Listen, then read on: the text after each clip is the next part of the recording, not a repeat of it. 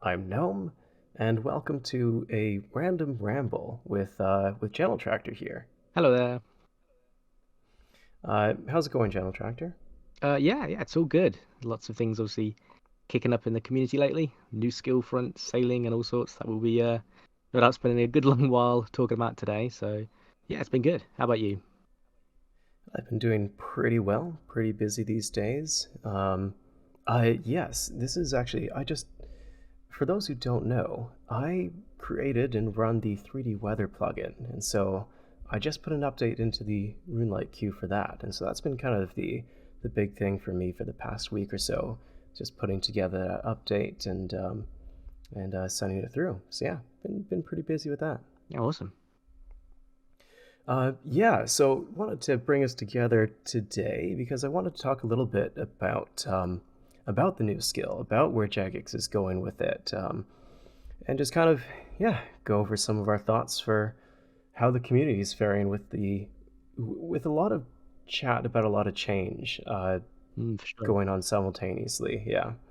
And so first off, I did want to quickly touch on our sailing skill pitch, which we pitched probably 2 months ago now, I think.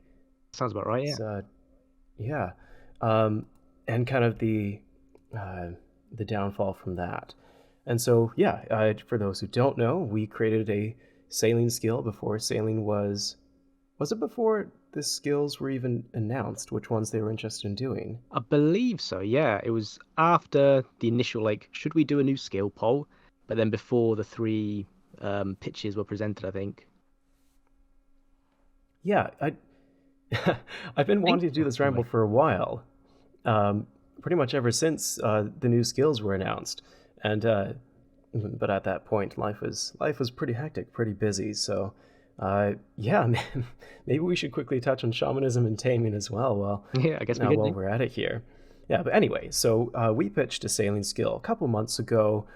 We had a video to go with it. We had a plugin to kind of give you a little demo of moving around as your boat. And it sent it out to the community, and results were mixed to mixed positive, I would say. Um, It's fair. Yeah. Generally leaning, yeah, a little more towards the positive end, but there's a lot of apprehensions about it. For example, people weren't really sold on the movement style, probably felt it broke a little too far from your traditional point and click gameplay. Yeah, that was all fair stuff. Anyways, since then, Jagex did a poll, polling these three new skills, and sailing has come out the top end. So maybe we should start there. First off, what do we know about this sailing? Oh, what in terms of? Uh, Oh, sorry, you go on. yeah, no, go for it. Like, I suppose, what public information is there? Well, in terms of, I guess, where we're at now with Jagex and their sailing pitch, especially with the initial when they were presenting the three pitches to start with. Obviously, you already mentioned shamanism and taming. I think their version of sailing was still quite heavily kind of drawing from the long-standing sailing as a bit of a dream, if that makes sense, like more of the Mm-hmm. whimsical side of it. I think it was banking quite heavily on the idea of just the excitement of being a sailor, exploring the seas, finding new things. And that clearly has been like a long-standing, just a deep-seated element of sailing that I think gets a lot of people very excited, and understandably so. Mm-hmm. It's just the potential that lies in the unknown, right? It's there's anything you can do when it's not yet known. Um, but I think rightly now that we've sort of I think transitioned from that, and there's always been a lot of people that are sold on a sailing skill just from that alone, without really wanting specifics or details. Now that we've sort of migrated through that three pitch stage to where we are now, sailing being picked, and we've now got the early steps of seeing what that might look like as it gets refined, and how that's going to be kind of boiled down to different topics. I think we're definitely seeing a bit more targeted feedback and discussion, and seeing a little bit more where Jags are perhaps heading as well, to start getting into those very very difficult to address and long-standing issues that we could probably try and break down one by one even as we go. Um, yeah, to see how it's actually going to look when what it's going to look like in terms of navigating it, in terms of training it, how it's going to be a skill and not a mini game, and what the reward structure should be, and all of that kind of stuff. So yeah, it's going to be like certainly an interesting journey over the next few weeks as a lot more player ideas probably come in, and then they present their different bits and pieces back from that. Yeah, no, I think you point out something pretty interesting is, yeah, very much this first round of polls was based, and Jagex was very explicit about this, Yeah. but it was based on the idea of like, hey, what is your ideal fantasy for this skill? And yeah, so they presented three really broad definitions for skills.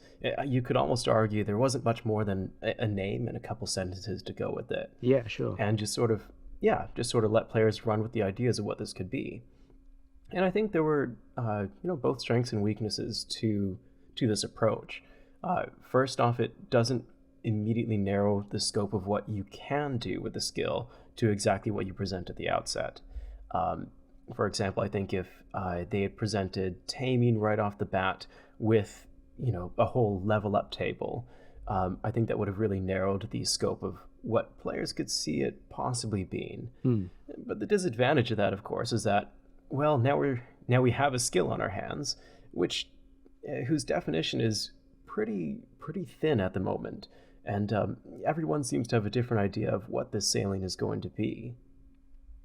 Yeah, definitely. I think that's kind of the interesting thing going back to those three pitches as well, whereby I'd say perhaps taming and sailing kind of fell more into one category and shamanism a little bit more on the other side, whereby I think shamanism felt to me at least like it was broken down a bit more into some basic mechanical interactions that a lot of players could kind of see quite clearly in terms of, oh, this is being presented as a gathering skill and a production skill, and it's going to have this utility effect. And it's like, okay, I can see that. It's pretty grounded, some sort of foraging, like gathering nodes here and producing things there. Whereas I think both sailing and taming were more so on that, again, selling the fantasy, like you say, the fantasy of being a sailor or having your own creature companions or whatnot. And so I think that alone created a little bit of a split, or I don't know, might turn out to be a fairly large split. We'll see in terms of how players think and what resonated with different people for different reasons. Because I think some people definitely want that, any skill to have that very simple, understandable core to it. And that's what sailing is always really, really struggled with, figuring out what is that simple, interactive core element that everything around the skill can be built on.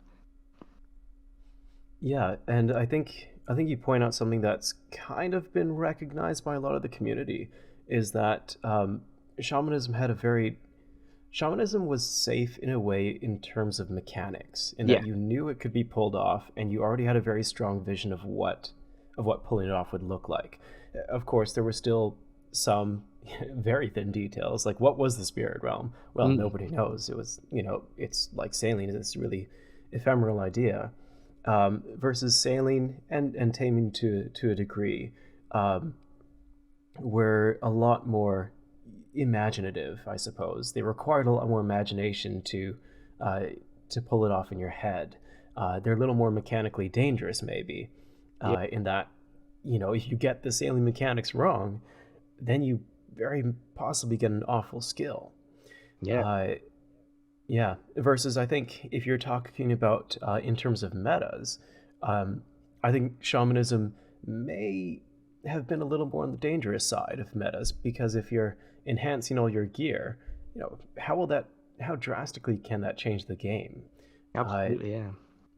Yeah, if it doesn't touch the game much, then, well, it's not so much of a skill if it doesn't feel like it's integrating well, if it doesn't feel like it has a purpose to be there.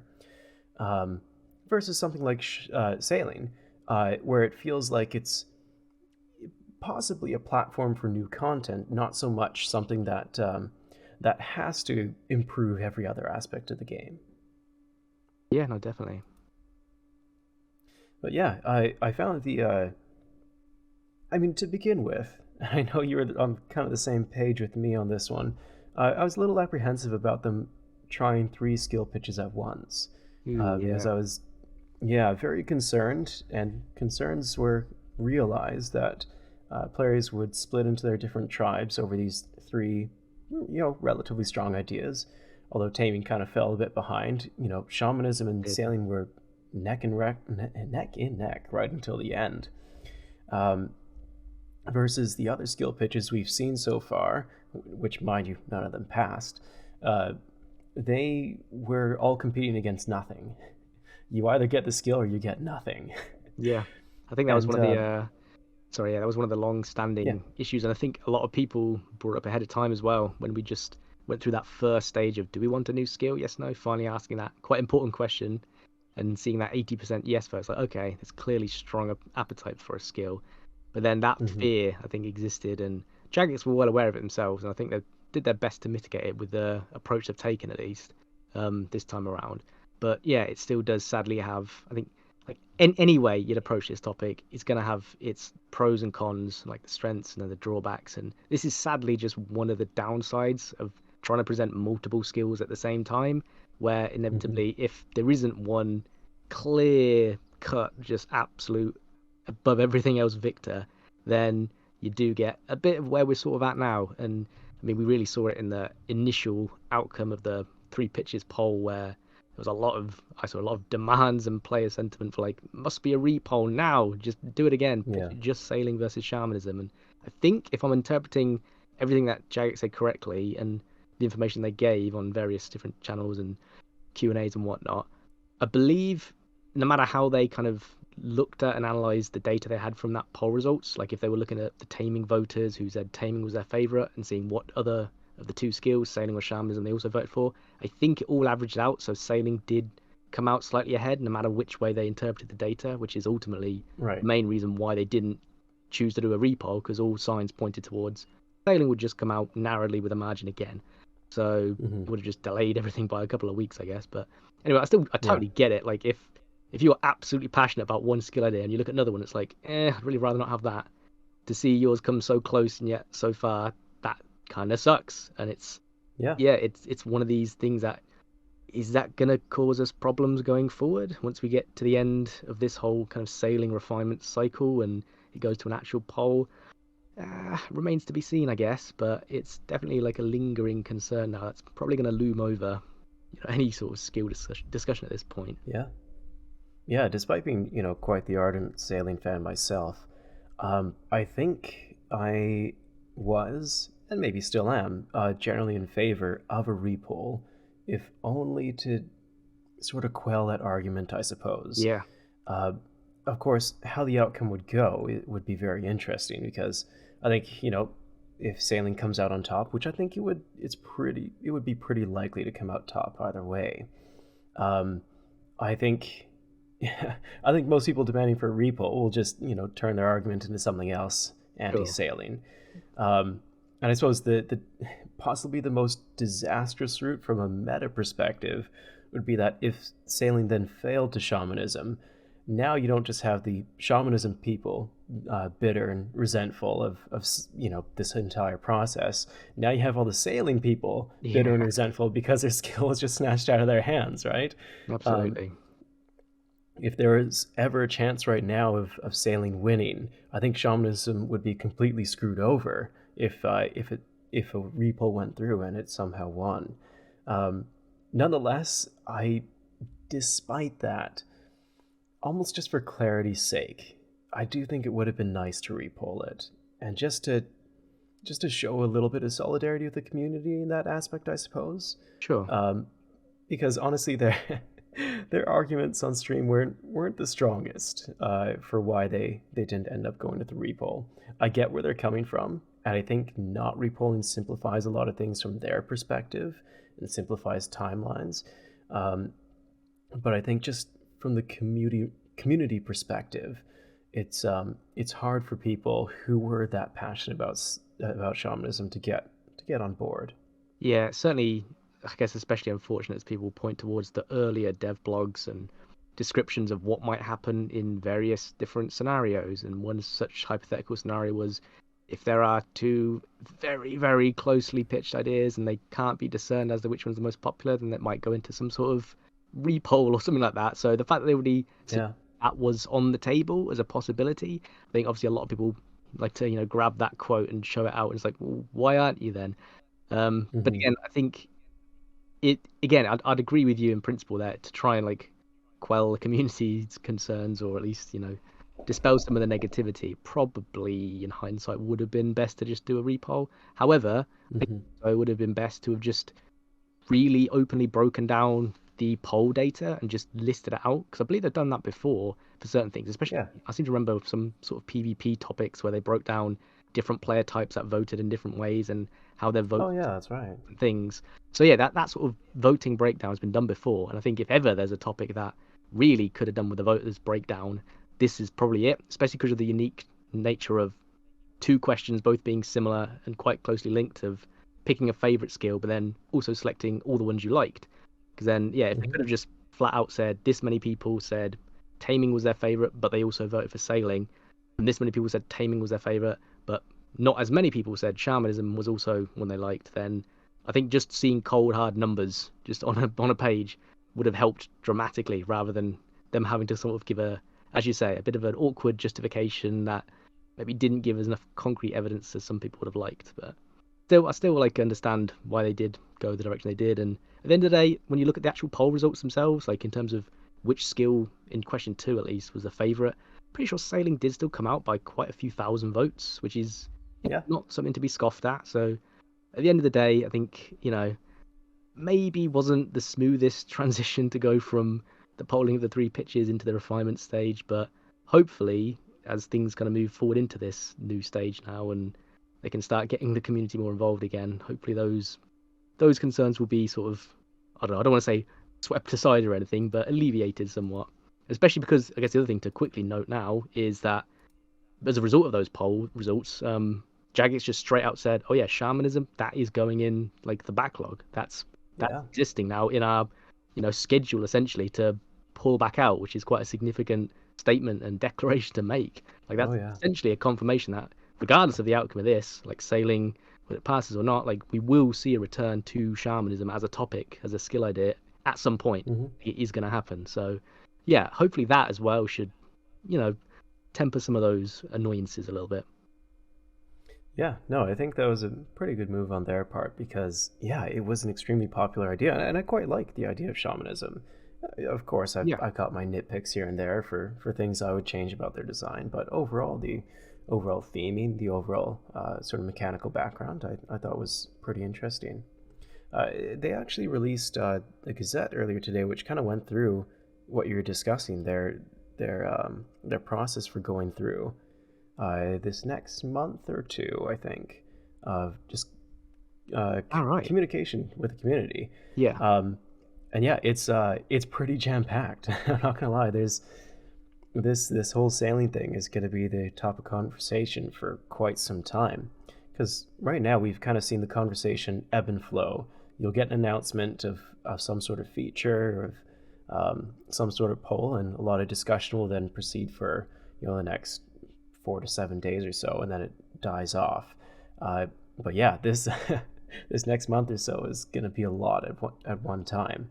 Yeah, I've just put that Gazette now, and they've got that little sort of color-coded timeline essentially the next couple of months. So that's it's interesting to see. You can see how it's blocked out and a few weeks dedicated to various different topics within it, and it looks like the final, I guess it will kind of classify as the final poll as to whether or not sailing would be added or not, is looking like it's scheduled for July, going by this image. So we sort of have a pretty definitive timeline we can see that we're working towards now. And generally, again, I think the JMods have the best of intentions here. I really do. I know people often paint them to be quite malicious figures in terms of how they design things, how they go about certain processes, and sure, we've had a couple of genuine rotten eggs in the old school team, but for the most part, I very much trust that they have the best of intentions here. I do worry a little bit though that we'll get a bit of if we haven't reached there already, but new skill discussion exhaustion. Because I mean, you remember how warding went. Oh god, yes. Where I think the initial announcement was RuneFest 2018. Is that right? I think so, yeah, but discussions were properly opened about it months later. And by that point, I think people had already kind of set into their camps of what they thought warding was and what it would be. But then, warding went through a process of, I want to say, 4 different blogs or so, spanning over a period of several months. I want to say about 4 to 6 months, but that's also a complete guess. I can't remember. And by the end, people really just didn't keep up with the conversation anymore. I remember the poll blogs going up, or like the announcements that the poll was now live, and people were voting on things that had been removed like after the first or second blog. Yeah. Then you had the other Yeah, side of it's that really coin as well, where there were people saying, "Why is this being polled a third time? We've already told you no." It's like, no, warning's never been polled before. It's just they've shared a lot of dev blogs about it, and that's that. So yeah, that sense of fatigue is another worrying concern. Hopefully, the way they've sort of blocked things out with sailing, and I've seen especially they're using things like Discord and their little council that they've got there, where they're looking at sort of select comments from fewer people and things like that. I know they've been, saying things like they want to really try and keep the conversations targeted and concise on a particular thing, so as not to hopefully oversaturate with just tons of information, because that is obviously what warding did do every time, where it was here's a complete full revision of the whole skill from top to bottom, and you had to kind of go through and try and figure out, okay, what's changed and what's not. Okay, that's been dropped, that's been added, this is new, that's been changed, this wording different. And that, I think that alone was like a really unfortunate negative approach, aside to that approach, where it just didn't work too well, having to rely on huge numbers of players to really go through with like a fine tooth comb to see what all the little bits and pieces were. Whereas hopefully doing it this way, where they sort of pick a topic, okay, what's the navigation system going to look like? Let's just talk about that for the next couple of weeks. And then what's the reward space going to look like? Let's just talk about that for the next couple of weeks. That sounds better, at least on paper. Obviously, we'll see how it goes in practice, but it certainly sounds better. Yeah. Yeah, no, I mean, even we ran into maybe not so much, well, yeah, definitely a bit of fatigue, but also just sort of confusion, I suppose, about what the skill actually is, especially around when we were working on Bard with Caveman. Because it was a very long and extended project. It spanned multiple years, really, off and on. It wasn't a consistent project by any means. But yeah, sometimes you go back to a little section that you haven't touched in a while, and you'd suddenly be asking, like, is this actually still relevant anymore? Is this still a thing? And that was only 3 of us that we had to keep track of. With this, you're having to deal with so much more. And I suppose possibly the funniest part about it all is that probably a good 90% of the players who are going to be voting on this poll will have no idea what they're voting on, or will have, a very loose idea of what they're voting on. Absolutely. They see a word, they see a word sailing, and they think, well, yeah, they just kind of fill in the gaps in their mind of what they think it's being polled as. And that's not to say I expect every player to, spend 3 hours a day studying old school RuneScape and the most recent sailing blog. But at the same time, you just kind of have to acknowledge that that's the nature of trying to lead a community. And I hope that the approach that they're doing will kind of more gently bring players along by focusing on one bit at a time, as you've said. If you throw out a tweet that says, here's a poll blog, or here's a sailing blog, including 5,000 words of how this sailing thing is going to work, not so many people are going to keep up with that.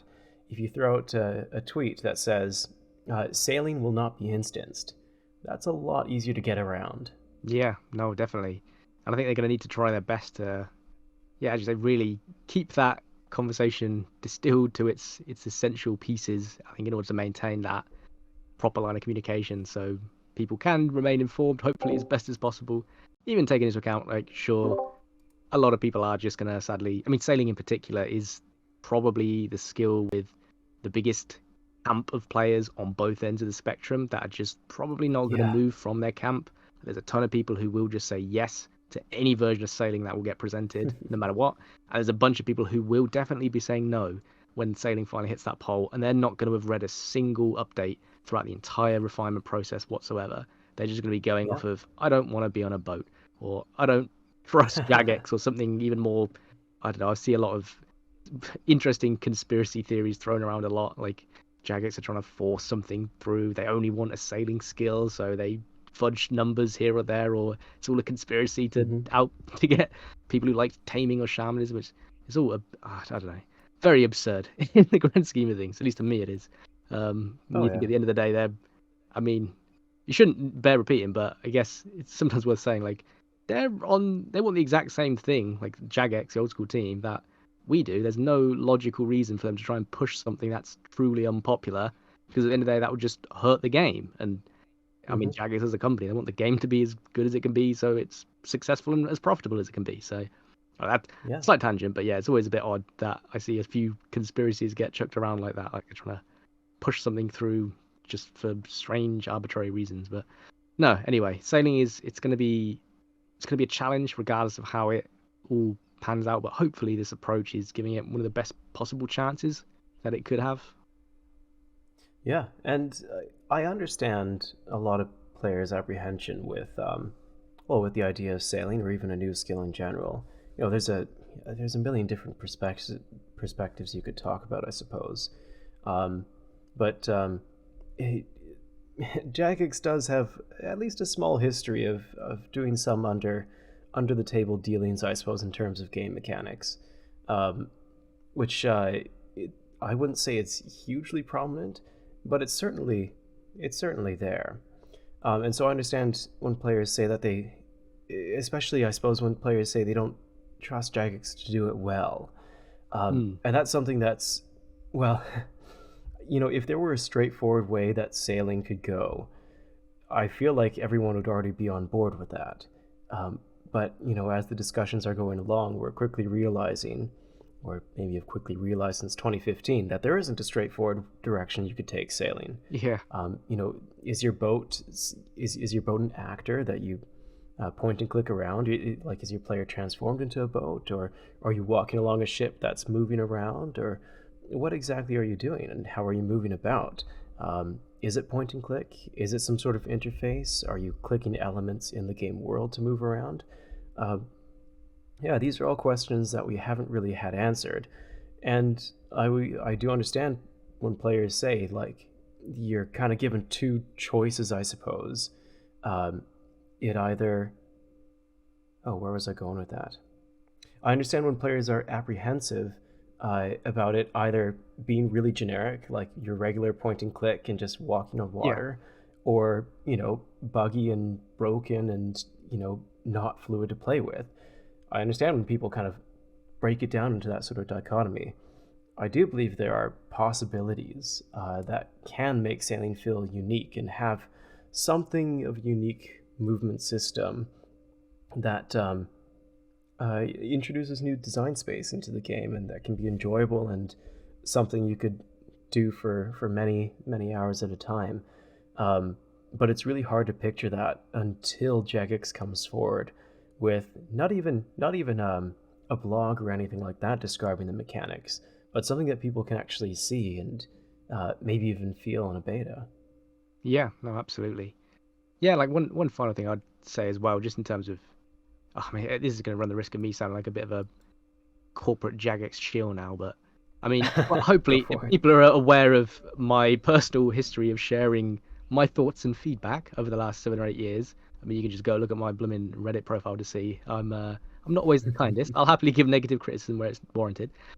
Anyway, point I was going to say is I genuinely think when you look at the whole like 10-year timeline of old school, I really do think you look at the content that's come out in more recent years, and it's to me it's sort of like a noticeable and tangibly higher quality than the earlier years stuff, right? When the game was still Hmm. trying to figure out what design direction are we going in, how are things working, and what the players actually want, and everything in between. So I do feel like, okay, yeah, totally, yeah, concerns should be heard, and they're completely valid to have. But at the same time, when I don't know, like I've seen comparisons to like, oh, how are Jagex gonna populate an entire ocean with like sailing content? Didn't you see what they did with Yeah. Zaya? And it's like, oh, well, again, as someone personally very much aware of what they did with Zaya, it's also worth pointing out. I had a quick little check as well just to see for myself. I was like, how many people were working there at the time? So I went through like the old blogs they put out, and they usually list the JMod names right at the bottom of each content update and stuff. And I was like, okay, there was only like barely a dozen people on the team, and the amount of people who were on the team back in like 2016 when they put out Zaya, I think only 3 of them are still on the old school team. And the old school team Yeah. these days is like, I mean, we must be nearing like the, I don't know, 50 plus maybe when you consider all the different departments and everyone that's Yeah. contributing there.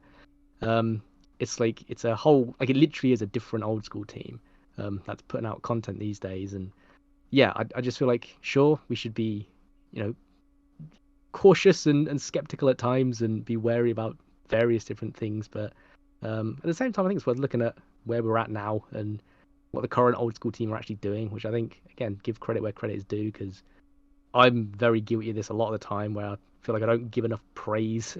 It's very easy to just knock things down and be negative about everything, say what you don't like. But you know what? I think there's a lot of reasons to be optimistic about any new content, new skill or otherwise, given where we're at now with the game and the old school team. Yeah, no, I mean, for myself, I very much trust that they wouldn't, the current team wouldn't give us a product as a new skill that they didn't enjoy themselves, or Yeah. that they didn't believe was enjoyable. And sure, you can have uh, a bit of confusion there, I suppose, if they enjoy it, but not everybody does. But then that probably gets more into the conversation of, should a skill be made for everybody? Mm. Because I can tell you, most of them right now don't really do that too much. No. Yeah, and I suppose, yeah, I mean, going back to way back then, 2015 sailing was truly set to be a disaster if it somehow went through. Um, which it was, relatively close, about 7% away. And I want to be honest, I voted yes to it. I was just Yes. as confused as 68% of other people. Yeah, I think especially back then, Jagex really didn't have the resources, and you recall the meme of engine work. How many times do they say that these days? Pretty much never, which is such a strange phenomenon. Like, my entire understanding of old school is built on this idea that engine work, if that term comes up, it's impossible. Yep. You know that you know that's far outside the range of reality. But these days we're not so beholden to such boundaries. No, they've been doing a lot of sort of technical advancements, and I mean, heck, they have their own. I know obviously RuneLite is probably always going to be like the de facto client in many players' minds, but I mean, they've been doing their own proper whatever. I'm not sure what they call it anymore. Enhanced client, I guess, with Yeah, RuneLite-esque features in it, and that's all driven by a lot of their more technical team and engine team facilitating support for that. And yeah, there's clearly a lot of stuff we're getting that years and years and years ago players just desperately clamored for and requested, and it was always just written off as nope, that's not going to be possible. But now we're actually in a position where it is, which is a bit yeah, weird to think about. But yeah, I think a lot of those old habits, yeah, it's difficult to shake them off, that feeling. So it can yeah, seem a little bit surreal, I think, knowing, oh, actually, we might get a new skill, and yeah, we might actually be able to do weird, exciting new things with it, because yeah, we might be able to get to do things that you can't do in the current game because of specific engine changes or different types of content that we could get access to that we otherwise couldn't in the past. yeah. I actually wanted to turn the conversation a little bit towards it's still very much on the sailing tangent, I suppose, but a little more towards a lot of concerns from people, especially in the past month or so. Because in the past month, we've seen the skill pool go through. We've also seen ruinous powers, and I feel like Mm. that it unlocked some sort of core core memory in a lot of players about concerns about straying too far from old school. Yeah. And obviously, a big part of that was just the amount of power creep, I think, that the original blog had proposed, the original beta was suggesting, which I know it's definitely not final. They've made it very clear that it's not going through as it is right now. The only poll we've had for it is a poll to beta, which is interesting, I suppose. But yeah, stuff still has to pass the poll, and the current iteration isn't going to a poll. They are doing some sort of revision in the near future.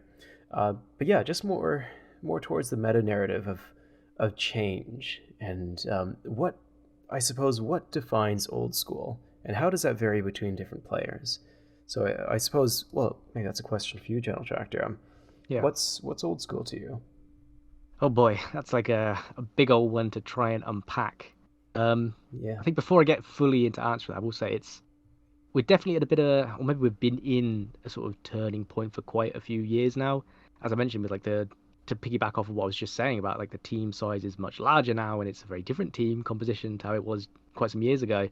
Like the reality is now we have the way the old school team operates is like they have multiple sub teams within the old school team that are each independently working on their own projects. So like the team working on the new skill, it has nothing to do with what's going on with Desert Treasure 2 and the Ruinous Prayers and all that kind of stuff. So they're just working independently. So just on that slight topic to say, it is going to be an interesting future going forward because that's just kind of going to be how things are for old school. Like there's pretty much always going to be multiple, potentially quite large scale projects going on concurrently, and that's going to be a challenge for Jagex and the old school team to figure out how to effectively juggle them, especially from a communication standpoint. So it's going to be a tough job for the CM team in particular to figure out how and when to best deliver kind of dev blogs and polls and just information in general, so things don't feel like what I guess they do for some people right now, which is all of a sudden, oh god, big, quite game-changing Grandmaster quest with a bunch of new bosses and then big new rewards, new items, new prayers, and new skill. Oh god, that feels like a lot. So they're gonna have to try and navigate that a bit going forward because it is just most likely going to be like an ongoing thing now. Like that's, we're going to get big things every year and probably some things overlapping like that.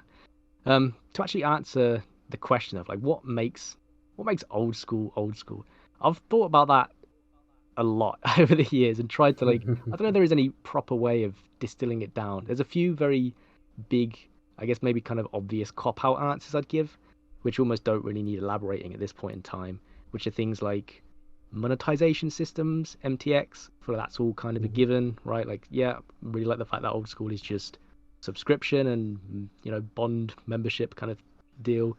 It doesn't stray from that. I think that's very integral for a lot of players. The other big elephant in the room is just always going to be like the combat system with the looming presence of what the evolution of combat did all those years ago, which I'll touch on more in a second as well.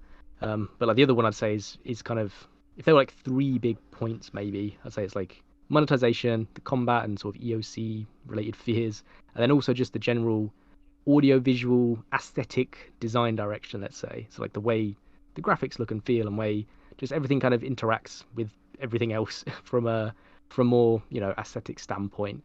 I think obviously there's always been discussions about graphics, and the poor old art team are always subject to the player base's wrath whenever something comes out not quite looking how they want it to. But again, I'd say that's another area where, generally speaking, things have only trended in a direction where things look and feel very old school to me, even though they're like new, cool looking assets. But anyway, that's like I think big consideration, I would say. So it's like monetization, graphical, aesthetic, design direction, and then combat stuff. Specifically looking at EOC, I think it's worth like breaking down why did that kind of fail? Because to me, that really gets to the heart of, okay, if we're going to try and describe what makes old school, or what can you do to still update a game like this and still have it feel old school? Like, how can you make new content feel suitably old school, and why didn't certain things? I think a big thing for me is what the evolution of combat essentially did was it didn't just add something, it took a lot of things away, right? It replaced a lot of systems and it changed a lot of stuff. And at the end of the day, if you were to try and break that down into what it truly did on a player level, it didn't respect the players' previous accomplishments. So what they'd already done, they'd got a certain account build with a certain set of unlocks, they'd done certain quests to get items, and all of a sudden this system came in and some of those things they had were made completely redundant, irrelevant. Their account build was now trash, it was unusable. So it was something that just didn't respect the players' time, essentially, and what they'd already accomplished in the game. And there's another thing I think about just going sort of kind of one step further than that, and that's just like the players' understanding of the game. Like we've all just gained probably a disgusting mountain of useless knowledge taking up space in our precious brains about numbers of things to do with this game, right? Like we kind of know a lot of things intuitively just from having seen them or experienced them or interacted with them for years and years on end. And that's again another thing that like the EOC type system flipped on its head entirely, where it's like, oh, you remember how, when you unlocked these things or how this thing functioned? Well, not anymore. All that muscle memory you'd built up, none of that's relevant now. Like, you've got to now Yeah. use a different set of systems, right? You've got to learn the game again. And I think that where it sort of is actively taking away the player's current understanding and trying to replace it, that's where you get into territory that to me would just be not old school. So I think updates that can, again, I've broadly speaking always been in favor of like new content coming to old school, and especially trying to get old school in a slightly different direction than just being in RS3's shadow, which we tend to slip into. I mean, heck, even with these like the new prayers discussion, there's such a weird amount of pushback just saying, please just do ancient curses again. I was like, oh my god, I cannot believe we've gotten to this point where like reviled by so many people. It's like, oh my god, as long as we never get soul split and turmoil back, then we'll be okay. But here we are now, people actively requesting it. But anyway, it's very easy to just fall back on familiar things, whereas I think old school should verge more into like newer territory to try and solidify its own status and its own identity. But again, doing so in such a way that respects everything that's already there and respects what the players have already done and learned, right? So I think any new systems that you add need to be respectful of the old systems. It shouldn't be coming in place of an old system, if that makes sense. I think that's, hopefully that kind of described my interpretation, at least, of old school and what I think new old school content, which sounds very oxymoronic, but it is what it is, to be in order to kind of be successful. It needs to be respectful of how the game currently works, respectful of the players' time and accomplishments and their understanding and knowledge of the game, and using all of that, but in using it in new and different ways. Yeah, no, I totally agree. I think something that you very briefly touched on was visuals and audio. Visuals are very, very important to me. Because it's a complicated subject, because 2007 RuneScape was not consistent visually. Now, it's not as inconsistent as many other games, I think, but it wasn't perfectly consistent either. If you look at our current player model, just take off all your gear and just look at the raw model, I suppose. They're very angular. They're very low poly. Versus you look towards the more 2007 models, and you see like the lesser demons and the imps and the goblins and zombies, and they're much higher fidelity. They also animate differently. How many frames of animation you use is very important, and I think we're especially seeing that these days in the film industry, where you have movies like Spider-Man, Into the Spider-Verse. That's the one. That one. Yeah, very, very fantastic movie. But you saw how they played with frames and animation. It wasn't perfectly smooth, but that also added a lot of emphasis to different actions that the characters would do. Yeah. And that's something that I've always felt quite strongly about in old school. So when you get a character that animates extremely smoothly through some sort of animation, there's a little bit in me, I suppose, that is just slightly put off. And it kind of depends on where it is and what context it's in. And altogether, it doesn't usually bother me too much. But there's little things like that which I pick up on now that I'm far too deep into looking at this game and opening Blender and looking how animations work. I just suppose I've noticed over time. And I think if I were to place our current modeling and animation system, or style, I should say, the one that the old school devs now currently run on, I would say it's maybe late 2007, 2008-ish, obviously without HD. That's around where I would place our models. And I think I'm generally okay with that.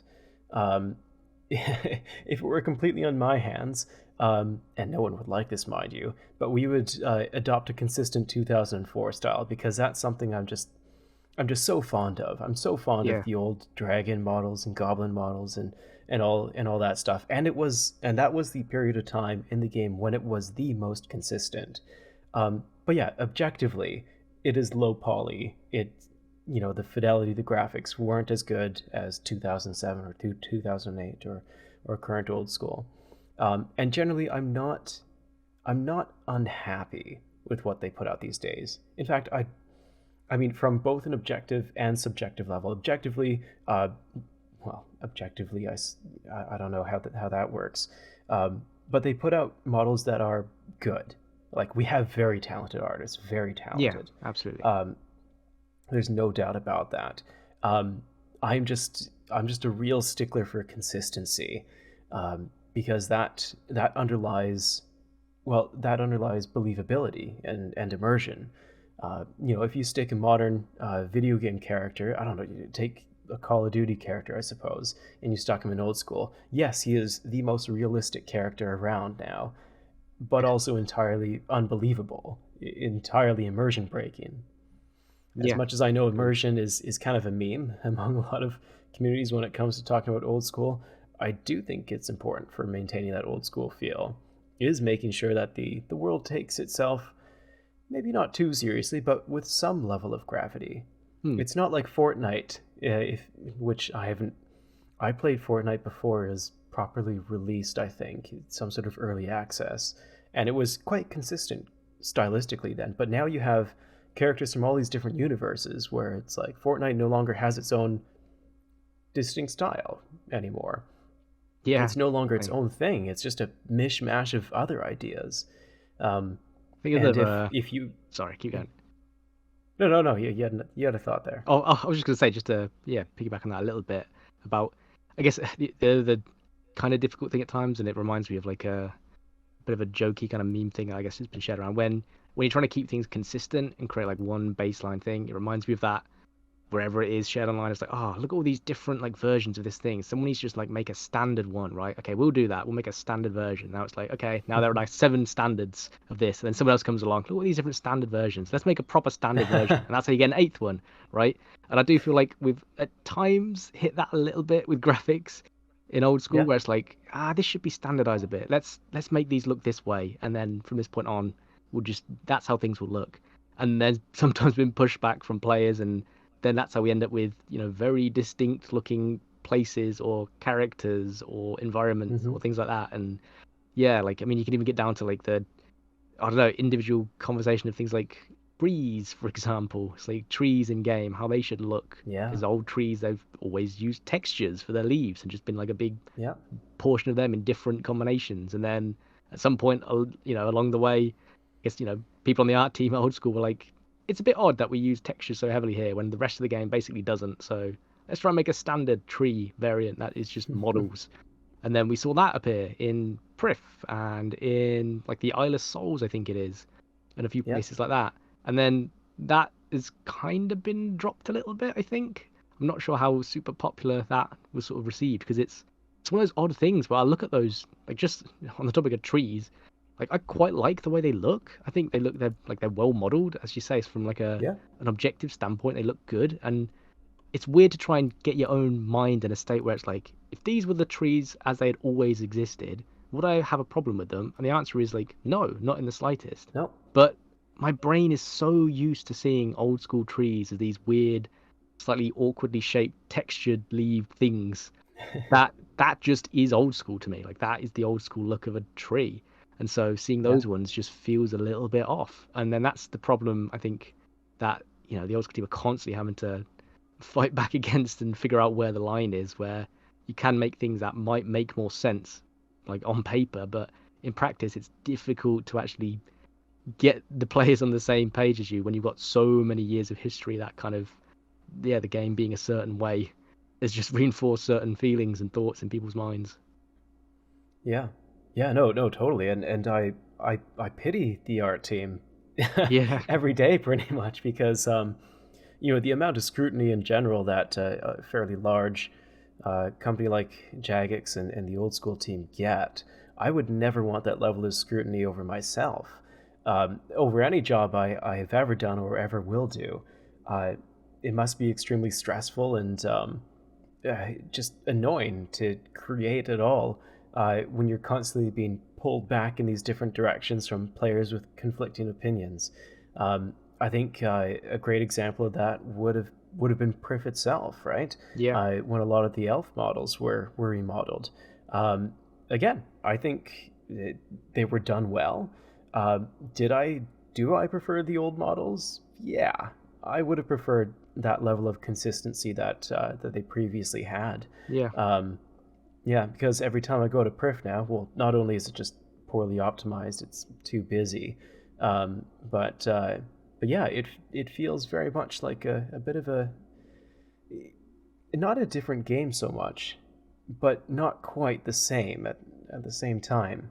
Know that And I feeling. think, It's recognizable, but just that little bit off, and you can't always like yeah, the kind of thing where maybe you can't always place it straight away, but it just doesn't feel quite like everywhere else you've just been. yeah, and I think the old school team is definitely swayed on the better and worse end of the spectrum of getting it right and getting it not so right. I think they've gotten onto a pretty good track overall right now. Again, I can't say I'm unhappy. I'm generally happy with what they put out these days. I think they do quite a good job. Yeah. But I remember especially the early days. Poor Mud Ghost, whose designs I'll criticize to the end of the world, but who was the only artist and was figuring out everything on his own. Yeah. Was working with an art style that even by 2007 was old. Mm. Yeah, I look back at that time and I'm generally pretty glad at where we found ourselves now. Yeah. Um, yeah. Anyway, this has been a little tangential of the larger question I had asked about, what makes old school, and it's interesting to me because, where the term old school feel came from. I don't recall the exact point. I believe it must have been around 2013, at least when some of the first updates were coming out that were actually, old school unique, I suppose, and not like God War's Dungeon. Yeah. I think it was 2014 or so. I'd have to check that. Hmm. Yeah, but there was a predominant perspective at the time, which is pretty, anti-Jagex, which is fairly justifiable given that EOC had just come out. Old school players had just gotten their fresh 2007 experience, and it was, well, for a short time, it was perfect.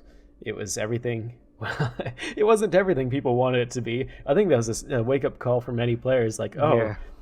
this game is from 2007. You look at the player numbers and the charts over the course of those first Oh, few yeah. months of 2013. You can see that in action, like in real time, how that dipped and yeah, hit the lowest player count we've ever had in old school by like sort of 6 to 8 month mark, I think, after the launch. So yeah, those Yeah, nostalgia goggles, they come down pretty quickly. yeah. Yeah, and yeah, it was some point after that when Jagex started introducing their own content updates that the term old school feel came out, and it's of course such a nebulous term that's undergone so many different definitions, but that's something that I'm quite happy to say we've tried to stick to sort of an old school design principle, whether it's in terms of game mechanics or feel like audio or visuals. But at the same time, I think back to that time when players were just anti-change in general. And again, I was completely a part of this group. Yeah. I don't know if, yeah, in the first year, I don't know if I voted yes to more than 3 poll questions. It was it was a wild time. It was Well, I yeah, know I've definitely players are truly scarred. done some 180s on certain topics and things myself over as the years have gone on, and the game has just gotten older and older and bigger and done more and more things. I think it's just kind of an inevitability, though, isn't it? And now we are at that strange point now where old school itself is getting kind of old, like Yeah, bluntly, like it's a weird situation to be in where like. I mean, some people will probably start getting nostalgic. Well, I've already kind of seen this actually. People getting nostalgic for early era old school content, and yeah. yeah, just what that means, the implications that has on the game itself, and what things going forward. Like, it's an interesting one. Yeah. And I think if you presented this current game to those 2013 players, well, let's say instead of polling 2007 servers, they polled 2023 old school, I really think players would have quite rejected it. Hmm. I really don't think players would have taken to it super well. Of course, you'd always have outliers there, but just the context at the time, players wanted something sort of pure to the original RuneScape formula, and I think if you showed them 2023, they would be thrown off quite a bit. Obviously, they'd see a lot of familiar structures, and that probably instills some confidence. But if you just, panned over Zaya, Yeah. I feel like a lot of players would, get really frightened. Yeah. They would call it, not old school. It would break some sort of barrier for them between, respecting an old school design principle and something else entirely.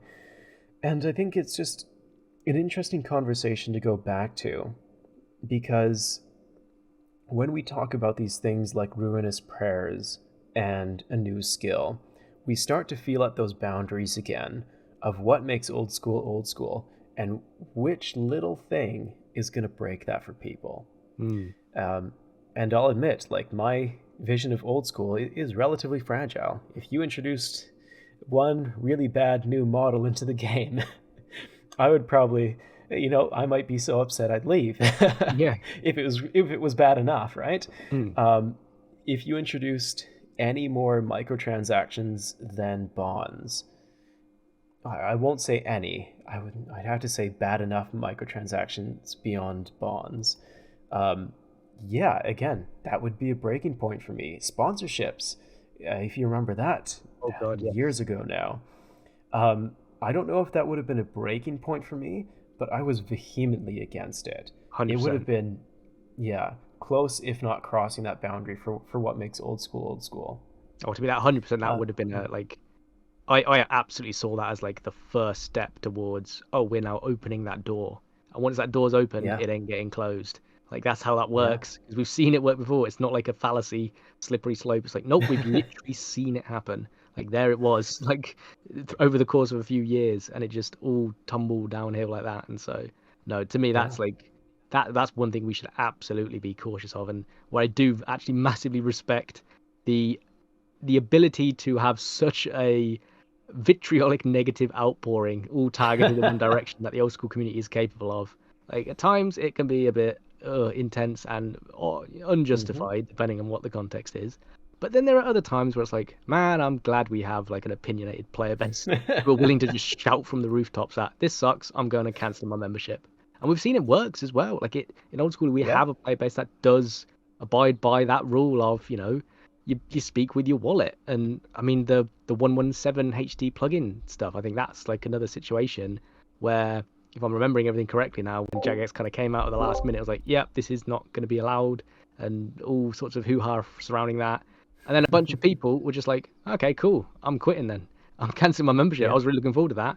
And they pulled such a fast U-turn and did something that's pretty unprecedented, which is sending like actual messages to players through their like message center saying, hey, did you just cancel your membership because of this decision? Because we've just reversed that decision.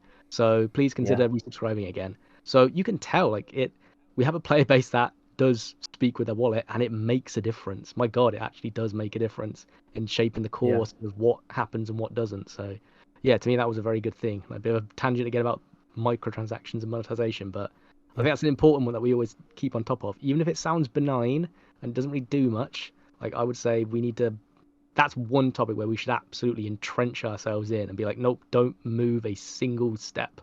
Don't budge. Yeah. Because as soon as you do, that's it. It's all game over from there.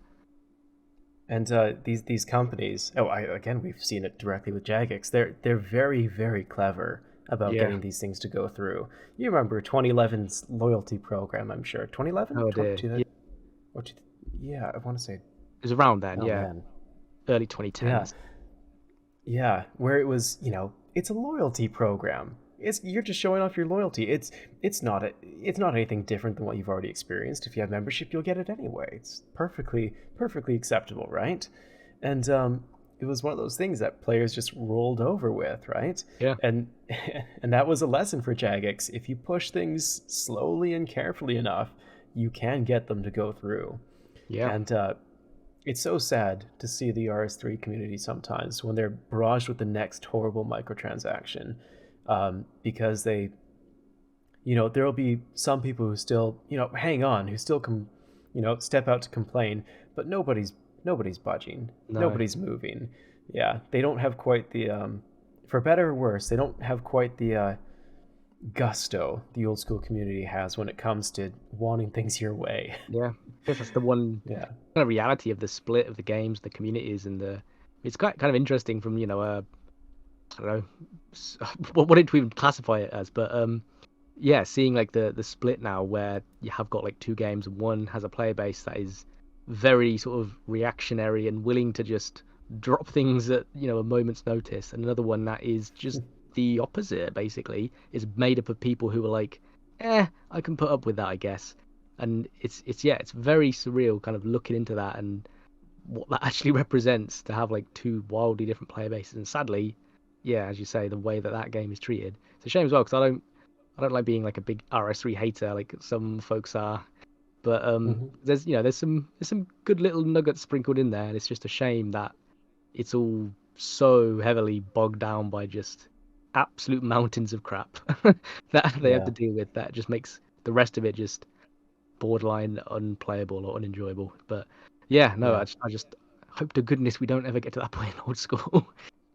Yeah, no, I don't think we will for at least a number of years. No. I think I think you'd really have to break us down, and you'd have to introduce a whole new generation, I suppose, to the game for that sentiment to sort of grow. Especially with the younger generation now, they're growing up, probably 90% on mobile games, where that's just the standard. Yeah. Where you do just roll over and get the next cheap mobile game that tries to exploit you, because you're never going to find anything else, which it's terribly sad. But anyways, this was a tangent. Microtransactions. Yeah, that was a big one. But the identity of old school originally, wasn't it? Like, what makes old school old school? Yeah. To begin with. I was trying to say, players, if they saw 2023 old school back in 2012, 2013, I don't think they would have seen it as their pure old school 2007 at all. I definitely think there's a certain degree of the frog in boiling water effect that almost has to occur for a change to happen, where you have to move players along. I don't know if everyone's familiar with the analogy, but if you put a frog in boiling water, it'll feel it's hot and jump out. But if you put a frog in colder water, then slowly turn the heat up, it won't notice the change, it'll just sit there. The analogy essentially being old school, or players in 2013 probably wouldn't want 2023 old school, at least at that time. But it's only through these incremental small changes that we've experienced over the years that players have been more comfortable, first of all, with the updates that come out, but also just with change and openness to change in general. Just imagining, one thing I can... I'm just imagining if you took like just a screenshot of like the 3 like best in slot equipment setups for the 3 combat styles now, and just showed them as like a screenshot back in 2013. It's like, this is where you're going. I bet that would cause all kinds of uproar. It's like, what? Like every 3/4 of this equipment is unrecognizable. What even is that? That doesn't look old school. I don't know, right? But it use that point perfectly, I think, whereby you add one little new piece of content, a new weapon, a new piece of armor here and there, sprinkled over the course of many years, and actually it's it's okay in the grand scheme of things. It works, and you can even end up in maybe an arguably better spot with a better game. Like I'd certainly say 2023 old school is the version of the game I'd want to play versus 2013. Would, in all honesty, would never want to go back to that. Like if they did ever seriously release like, hey, we are re-releasing 2007 build of the game again, here you go, but this time we're not touching it, I'd be like, cool, I'm probably not going to bother logging in, because I've done that twice now when it was actually 2007 and then again in 2013. I'm good. I'm good. Yeah, I'd like to touch on that in a minute, but the first thing that comes to mind when talking about large degrees of change, what was previously taboo in terms of old school is now accepted. I remember back when I used to surf the RuneScape forums, looking at the old school section as it just came out, and I remember there being this post pinned to the top by one of the forum mods, I think at the time, that said any posts like including these suggestions are not allowed. And it included Dragon Claws. It Yeah. included the Grand Exchange. And I think those are the two that come most to mind. And, Grand Exchange comes out 2 years later. Claws, 3 years later, I want to say. Yes, Matt. Maybe 4, yeah. And even, the dreaded Karasi sword is now an old school, which is, I don't think until a couple months ago I had ever believed that bridge would be breached. Yeah. It's like I said earlier about the Because whole conversation about ancient curses, right? And soul split. I would have never in a million years thought we'd even be close to like humoring that and having that conversation, but we actually kind of are now. So it's a strange one. Yeah. And it's also interesting to think, if you were to go back to 2013, it's still, I don't know how players would feel about it. Obviously our knowledge between 2007 and 2013 grew significantly about the game, such that when Old School released, there's a surge of players who already knew, the best metas at the time. Yeah. However, that itself has evolved. We now know the tick system so intimately that it would look so different from 2007, from the game that we were all familiar with. And it just kind of raises an interesting point. Would people find that not old school to have these insane tick manipulation techniques and insane probably bug abuses that we've discovered since then that would be, ripe for abusing? At what line do you draw between a bug and a feature? That's one we sure love to straddle in this game. It's one of those reasons why you can't. Oh, sorry, keep interrupting you. No. I was going to say, it's one of those reasons why PvP as a topic is so difficult, because you can't really just recapture an old feeling of PvP, because the whole feeling of PvP is based on players' knowledge. It's not so much what's actually going on in the game at the time. I mean, that does obviously have a big impact still, but the overriding factor by far is just how good are players now? How proficient are they at all the systems, and how much do they know? And how can they utilize those things with their knowledge? And that's not something you can just roll back the clocks on. Like, you can't just put in a 2007, wilderness again, and then have people play like they would back then, where they just dump on some full rune and go into the wilderness with a full inventory of lobsters and just watch their character hit and then eat when they dropped a bit of health, right? Like that was how a lot of people got into PvP back in the day, because basically everyone was a kid and you didn't really think about anything beyond that. But we're so far past that now that there are some things that are just literally impossible to ever return to because of just the player's knowledge. And it's like you say, like if you did put, our current player base's minds back into that scenario again, it wouldn't actually play the same. It would be different. Even though the content is the same, the outcome would be quite drastically different. Yeah. And even talking about PvP itself, like, people talk very fondly about that time when they were kids and all you had to do was slap on some armor and grab some food and run out there. Yeah. And PvP, of course, has developed so far beyond that. But even if you somehow, mechanically force players to engage in the combat system as it was intended back then, who would really play that these days? Unless an actual kid picks up the game. Because again, I have such great fond memories of like clan wars, castle wars. But never in a million years would I be able to go back and play those games as I did a kid, even if it was, the meta to do nothing except watch your character hit the other character. I'd be really curious to see that play out in game. Just like a weird, I don't know, it's like an LMS or something, PvP arena rotation, where it's like 1 week you can't switch any items, everyone gets the same loadout, and there's no protection prayers, and it's just an inventory of food. There you go. I'd be very interested just to see how it played out. Yeah, it would be hilarious. And as I mentioned as well, stuff like RuneLight is out now, and you can never really stop that, I don't think. I think no matter what, people are going to be able to create some sort of client to interact with the game differently than they would back then. Again, our knowledge is just so much greater than what we had back then. it wouldn't be the same experience. Now, that said, if they were to propose an old school server, first of all, I think it would, if you applied the rule that it cannot change at all, or it can only receive, let's say, bug fixes, I think it'd be horribly monetarily inefficient in the long term, unless you just opened up for a period of 6 months at a time and kind of treat it like a league where you get the little rush of excitement, get your paycheck from cashing in on players' nostalgia, and shut it down so you can get the next nostalgia wave.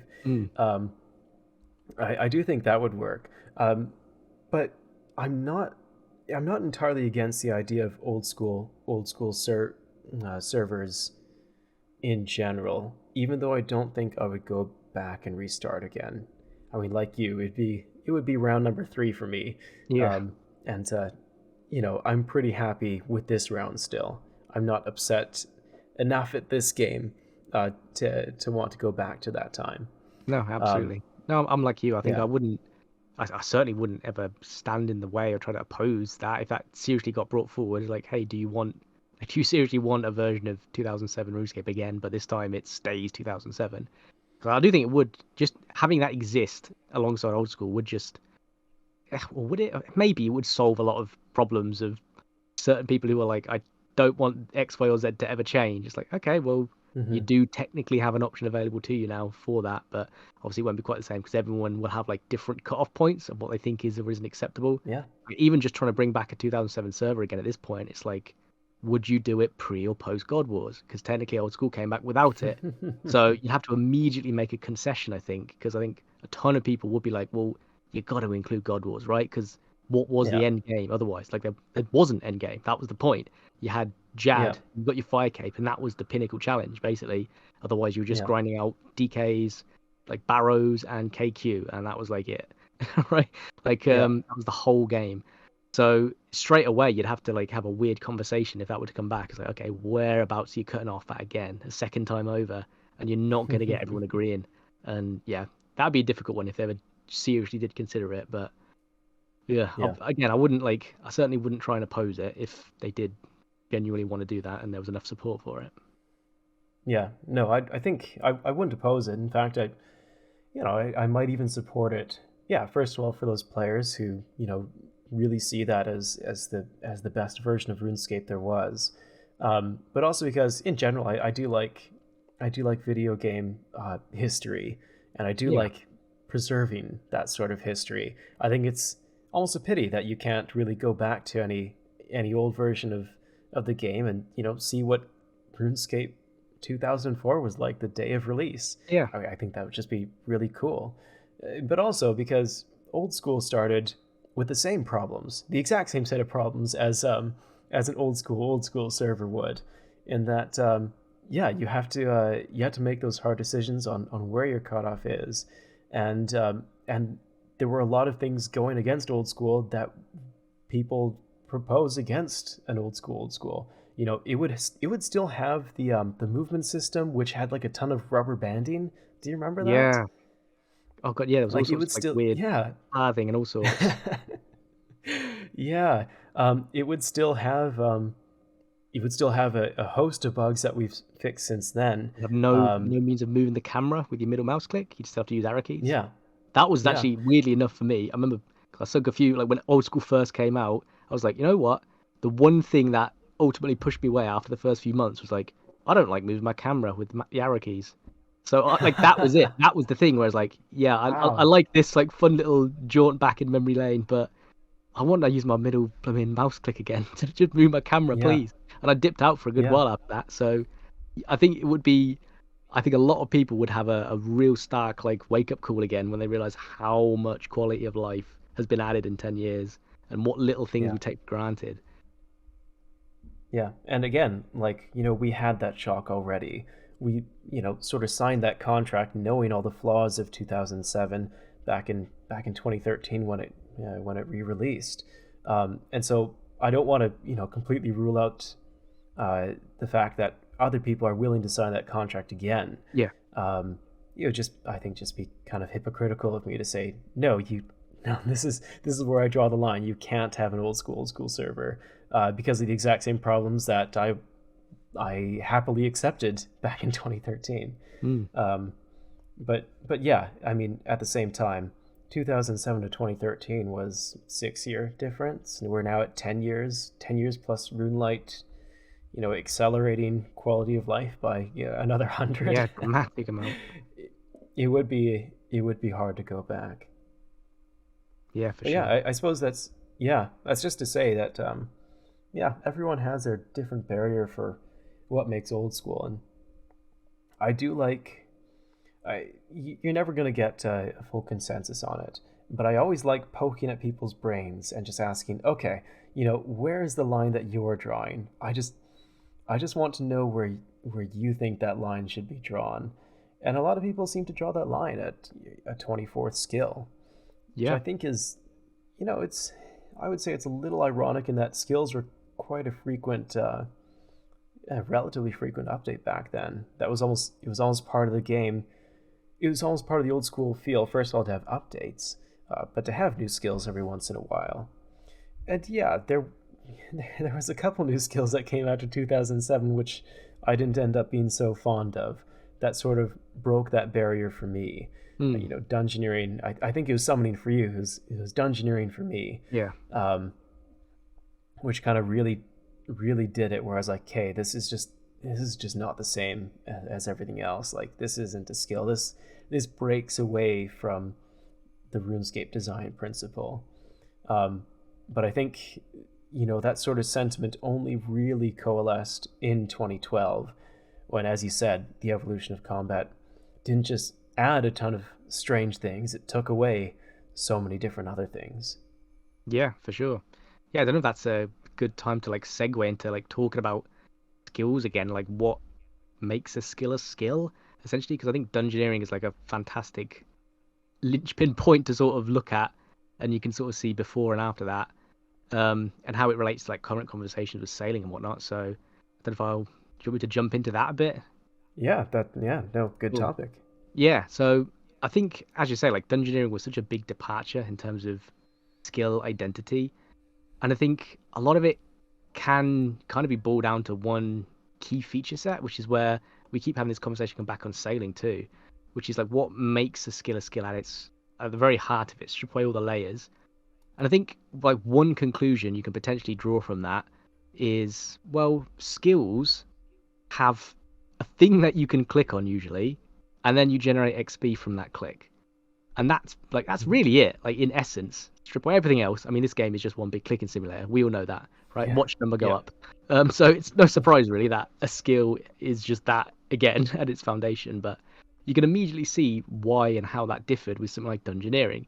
Because with all of the skills in game, at some point along the way, there's just one click on something and then you'll get XP, right? You click on a tree and then you will get woodcutting XP. Click on a rock, you will get mining XP. For some things, it's it's not necessarily an object in the world. It might be an NPC you click on. So it's combat. You click an NPC, you get combat XP, or thieving, you pickpocket them to get thieving XP. Sometimes it's your item in your inventory. So if it's a prayer skill, you click on a bone, you get prayer XP. Or maybe you click on a couple of items like fire making, you click on a tinderbox and a log, and then you get fire making XP. The final ones, I guess you could say, are kind of interface-based interactions, where you have a lot that deal with, whether you include things like the MakeX interfaces that you have to press on or use a keybind to sort of begin, and then you've got the magic spellbook, I guess, is a very, in theory, magic's quite an interface-driven skill for that reason, where it has an entire interface dedicated to it where you can generate magic XP from, and then other production skills, which, as I mentioned, with the MakeX stuff, but then dedicated interface clicks like smithing or construction would be big ones, where you get that list of things and then you click on what you want to make, and then you make it and you get construction XP or smithing XP. So, but in essence, everything does adhere to that same format when you'd start breaking it all down. It's there's a thing, it's an object, or it's an NPC, or it's an item, or it's an interface element, but it's one of those four, either in some combination, that then it's a click and it's XP. So how did dungeoneering do that? Well, that was the point. It didn't.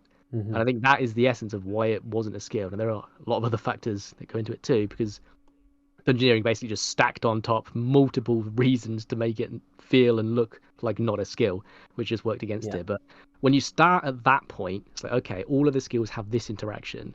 There's dungeoneering. So you clicked on, I guess it was like the dungeon entrance at Demonheim, and then you went down after a number of other like interface and selection clicks you had to make. But then you spent like 10, 20, 30, 40, however many minutes just like doing other skills. You were just killing monsters and just solving puzzles and problems, and then doing skilling and making stuff and talking with people in your team. And then you defeated a boss, and then you got to the end, and then you exited back to the surface, and then you got a dungeoneering XP drop. And it was just so far removed from every other skill interaction for that reason, where there was nothing to just click on and then get dungeoneering XP for. And as I say, like dungeoneering also had just like stacking layers of problems where it was group centric instead of solo, which I think is something that is quite important to a lot of people. That this game is, yeah, it's an MMO, but it's a very, very single player focused MMO, right? Like the multiplayer side of it is essentially just like the icing on the cake, the optional extras, right? That you can sort of engage with. Most people will often treat this game like single player. Iron Man is very much evidence of that. Like at the very heart of the game. The fact that a mode like that can even exist shows that this is a single player game, or very capable of being played single player. So I think a new skill has to sort of adhere to that. Dungeoneering obviously didn't.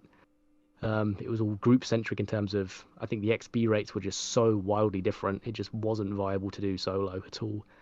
And then also the reward structures and the systems of how, okay, you're going through these dungeons and getting XP, but then how is it impacting the rest of the world? Well, it's kind of not, because you're just getting points given to you, and then you're spending these points in a reward shop, and the only other thing that looks like is a mini game, because that's how mini games work. You do a thing, get points, and then spend them in a shop. So everything about dungeoneering, like every step of the way, from its like isolated lack of interaction with the rest of the game world, just in one location. There's no single like click on a thing, get XP. There's no good like integrated reward structure, force group, like everything was stacked against it. And I think that's where you can start looking at, okay, what are the comparisons people make today about sailing and the concerns that come up? And you can see a lot of overlap there. And I think it's understandable, especially when you got, heck, I mean, folks like me, I've made this mistake in the past, I guess, or well, not necessarily a mistake, but it's just because sailing is a skill that's heavily sold on its, we mentioned before, like the fantasy and the dream of it. And there's, I think, broadly speaking, like a number of different camps or ways you can fall on that, where some people will be really excited about the idea of just being like an adventurous sailor out on the seas, seeing what you can find and going on those little journeys and expedition type things. But then obviously you do really quickly get into the realms of, well, am I just going to a place like a dock, getting on a boat, and then going out and doing a bunch of miscellaneous non-sailing stuff, and then coming back and getting a big sailing XP drop? And then obviously it's like, well, you've just described dungeoneering at sea, and that's where the long-standing, dungeoneering at sea / sailing comparisons and criticisms I think stem from, where it's, I mean, that was like a big part of like the 2015 sailing skill pitch, right? Like they had a weird like the ship construction crossed with weird farming time gating system. That was such an like training method that they were proposing that had nothing to do with sailing at all. And then the other part of the skill was this big like randomly generated go on big journeys and expedition type things. So I think neither of them hit that sweet spot of finding a core identity for a skill that made sense. And I think that's kind of where sailing has still kind of been lingering for a lot of players, right up until like right now, literally still, where in order to get past that threshold of do we see sailing as a skill, we need to have that, I think, discussion about what I just mentioned, like how I interpret a skill's identity working at a core level, that click a thing and get XP from it, and what does that need to manifest itself as sailing.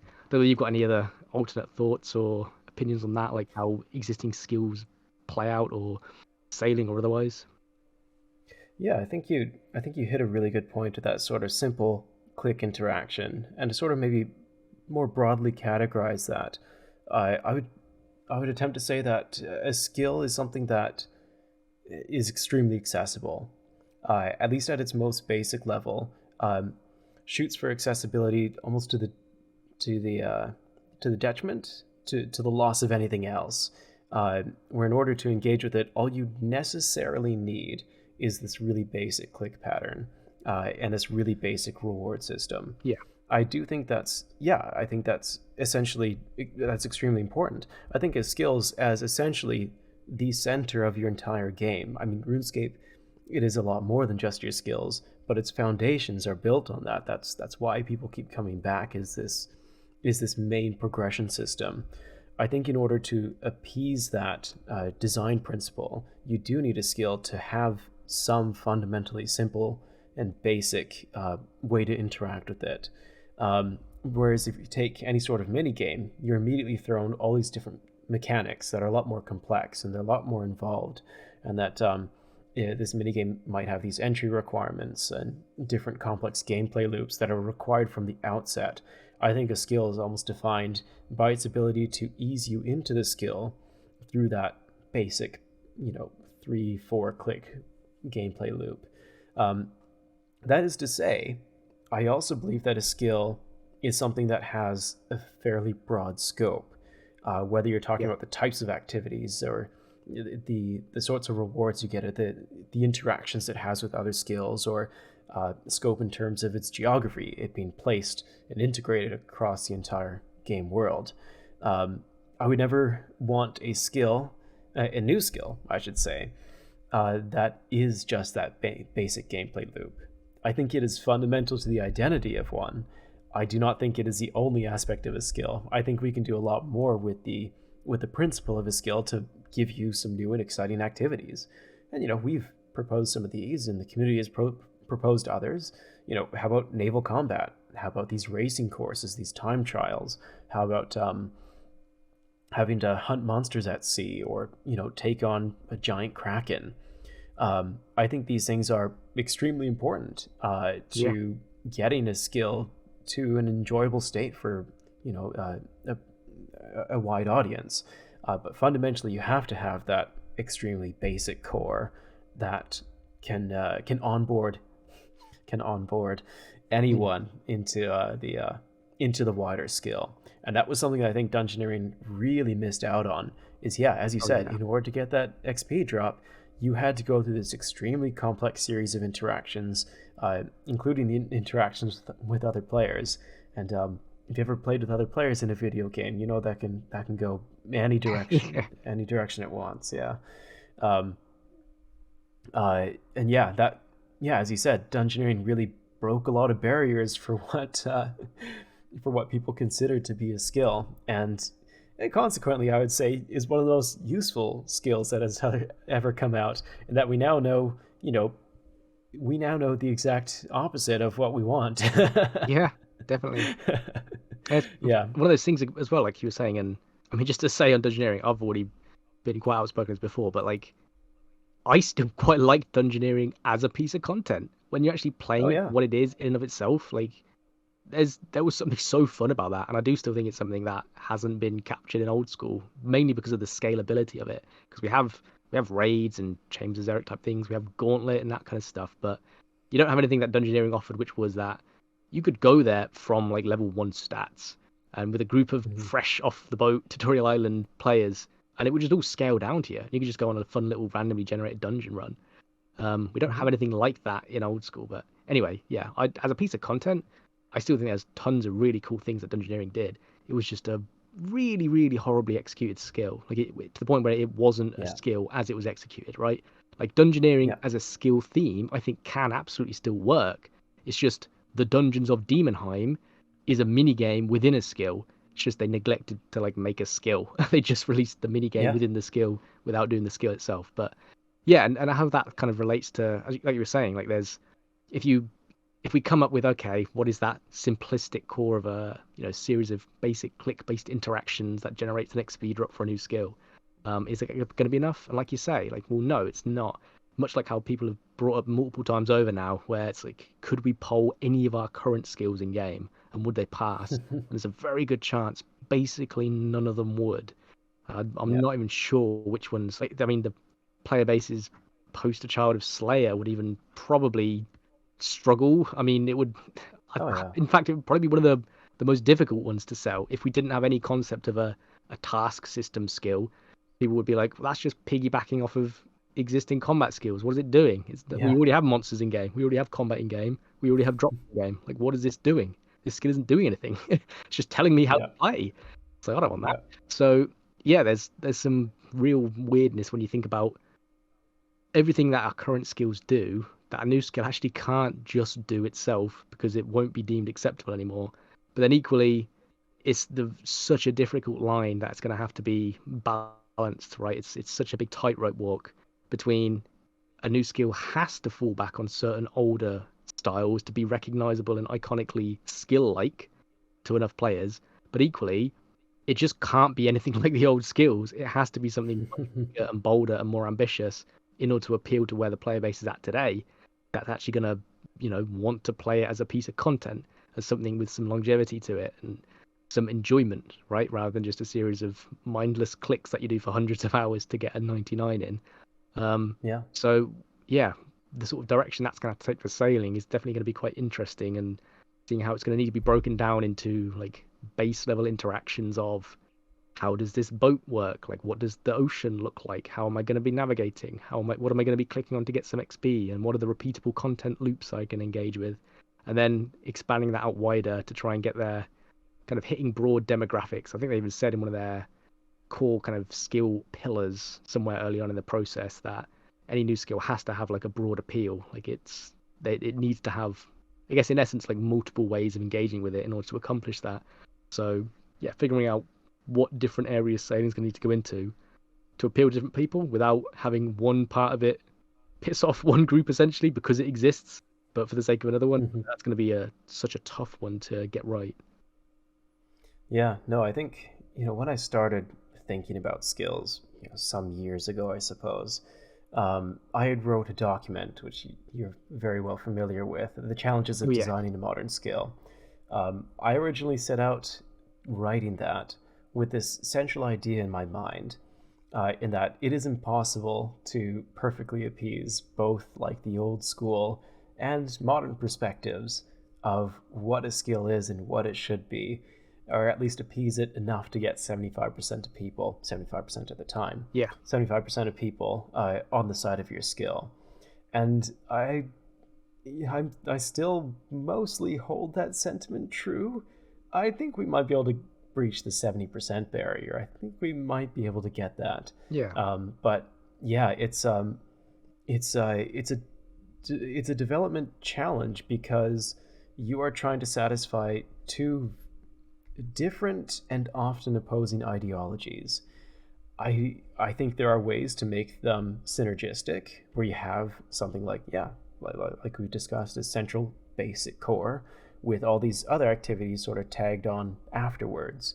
But it's not just satisfying those requirements, it's convincing the community that you've satisfied those requirements.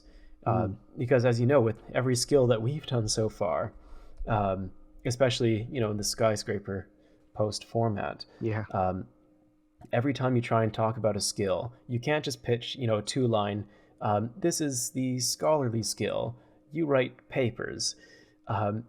Because people say, well, that sounds really boring. That sounds like fire making 2.0. We don't want that. But at the same time, as we've tried to have both that and a bunch more attached to it. Like Bard, we had a very simple gameplay loop at the core. That was just you walk to a town square, you start playing an instrument, you get experience. Really basic. But also for people who are interested in more, these are these different activities. You're able to perform in these theaters. You're able to engage in these Bard battles. But having all those together in one document kind of threw off the people just looking for that basic thing again. It was so hard to convince people we have what both of these two groups of players want, but you have to actually engage with what we say in order to realize that. And that's one of the things that I know they'll run into, especially going back to our conversation about information overload. The more words you have, the more you'll throw off those players looking for that really classic skill experience, even though you might have that classic skill experience buried somewhere in your document. Yeah, and I know it's rough because it's like in an ideal world, you'd be able to just create up a skill and then have a prototype so you can like physically show it to people and see this is how it would all work. But that does obviously require the slight little downside of having to fully make a skill before you Yeah. get the okay from the community that they want the skill to be made. So you get caught in a bit of a catch 22 that kind of doesn't really work out well. But yeah, so I think when it comes to like against sailing, there is going to be a really fine line to have to somehow distill that information down of like what is the core into its really digestible format as possible, and then still have that room for like expansion, showing how it can be built upon and added to and kind of grown out from there. Yeah, what sort of route the old school team end up taking with that? I know it could go in a lot of different ways still, especially when you consider different players. I've seen the awkward scenarios where one player is kind of leaving a comment about one direction they'd like to see it go in, and then another player saying the complete opposite thing and pointing out how they would hate if it went in that other direction that that first player suggested. It's like, ooh, Yeah. okay, this is gonna be tricky navigating that Yeah. one. Yeah, man, I want to be very open in saying that, like, if they come out with a pitch of sailing that maybe even is popular, maybe even is generally well liked, people could see them doing, but if it doesn't feel like a skill to me, or if it feels, or if somehow they mess up the mechanics of navigation or whatever, I'm very willing to step back on my sailing stance and say, no, we need to I think Yeah, we need to go a different direction with the skill, or maybe toss a skill entirely until a future date. I very much want this to be a skill, but yeah, it's those multiple different perspectives that you'll have to battle with. That's going to be the main war they'll have to fight. yeah, Yeah, as you said, you get two players in the same thread, talking about these two different grand visions of what sailing is. You have, on one side, you have people just literally saying, "I just want dungeoneering but on water," and it has to include completely randomly generated islands, with randomly generated quests with deep lore and character progression, and you also need to be able to build a castle on your island, yeah. with a player-owned island as well on the side, And a and a full made player-owned dungeon, ship. why not? Yeah, yeah. Just add a couple of those too. Yeah, you have a lot of people who are just wishing, beyond all hope, I suppose, that this skill comes out, this complete other end, I suppose, from reality. Whereas what to me the fundamentals of a skill are that, as we described, it has that simple loop. It's integrated into the world. It's not instanced. It's not. I wouldn't consider random generation to be against the principles of a skill, but man, it's hard to introduce that into the current world without it feeling like a mini game. Yeah, I would be fascinated to see what they can do on that end, though. I've theorized a couple ways that you could kind of get random generation to work. I've played with a little bit of procedural generation myself, not to an appreciably like strong self-autonomous degree, but yeah, just poking at it through Blender's geometry nodes, and I've also had some experience with old school map making using, and you as well, GentleTractor, yeah. with making 3D old school maps using a private server program. And yeah, I could see different ways that you could actually make random generation work. However, it's one of those things that it's only as random almost as you put effort in to make it so. Oh Um, yes, yeah, I mean, we've seen our fair share of procedurally generated games over the years, fall flat because, yeah, the procedural generation adds new stuff, but it's not new and interesting enough, mm. and that would be really hard to get right in current old school with the current engine, I think. Yeah. I mean, even if well, maybe you wouldn't even quite classify it in that full procedurally generated territory, but like you can see what happens when you don't go anywhere near far enough in offering like true sense of variety and things that can happen with something like Chambers of Xeric, where it's obviously meant to Yeah. have a slightly randomized component to it. The idea, I guess, originally was that every no two raid would feel quite the same. You have a different combination of monsters to fight and all sorts, but the reality was the number of combinations and factors that could take place were just limited enough that players could just rig the system and just, Yeah. basically find the version they wanted, and then just undermine the entire sense of like randomness that was implemented there, that was supposed to be like the fun driving factor behind it. Yeah. And now we're at a point where, I mean, it wouldn't surprise me, I think even probably within the next year now, I reckon we're probably going to see like a final sort of conclusion to that whole thing with Chambers, and we're almost certainly going to see something come into the game in the next like year or so that's going to like put a proper bookend on that, and players are going to be able to just select the things they want, right? So Yeah. it's interesting looking at things like that, where if you don't fill up something with enough possibilities, enough options, enough variety from the ground up, then depending on how that system is implemented, players might find a lot of different ways to just work around it entirely, and then you're not getting that sense of excitement and adventure that I think a lot of players are hoping for, when everything is always different and no two adventures ever the same, where you've sort of, the sheen has worn off it, the veneer's gone rubbed down, and now it's just it's the bare bones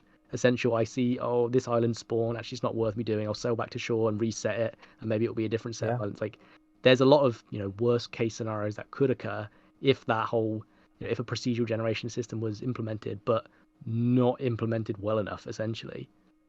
Yeah. I mean, you even saw that a bit with the Gauntlet. Like, now the Gauntlet is a lot more standardized than it used to be. Yeah, massively so. And it makes sense. Yeah, it makes sense to me why. Because, if you randomly roll just a really bad dungeon, it can really screw you over.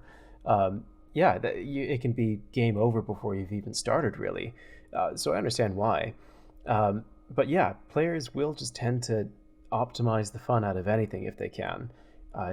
The most fun thing a player can experience is most often whatever is, however fun the meta is.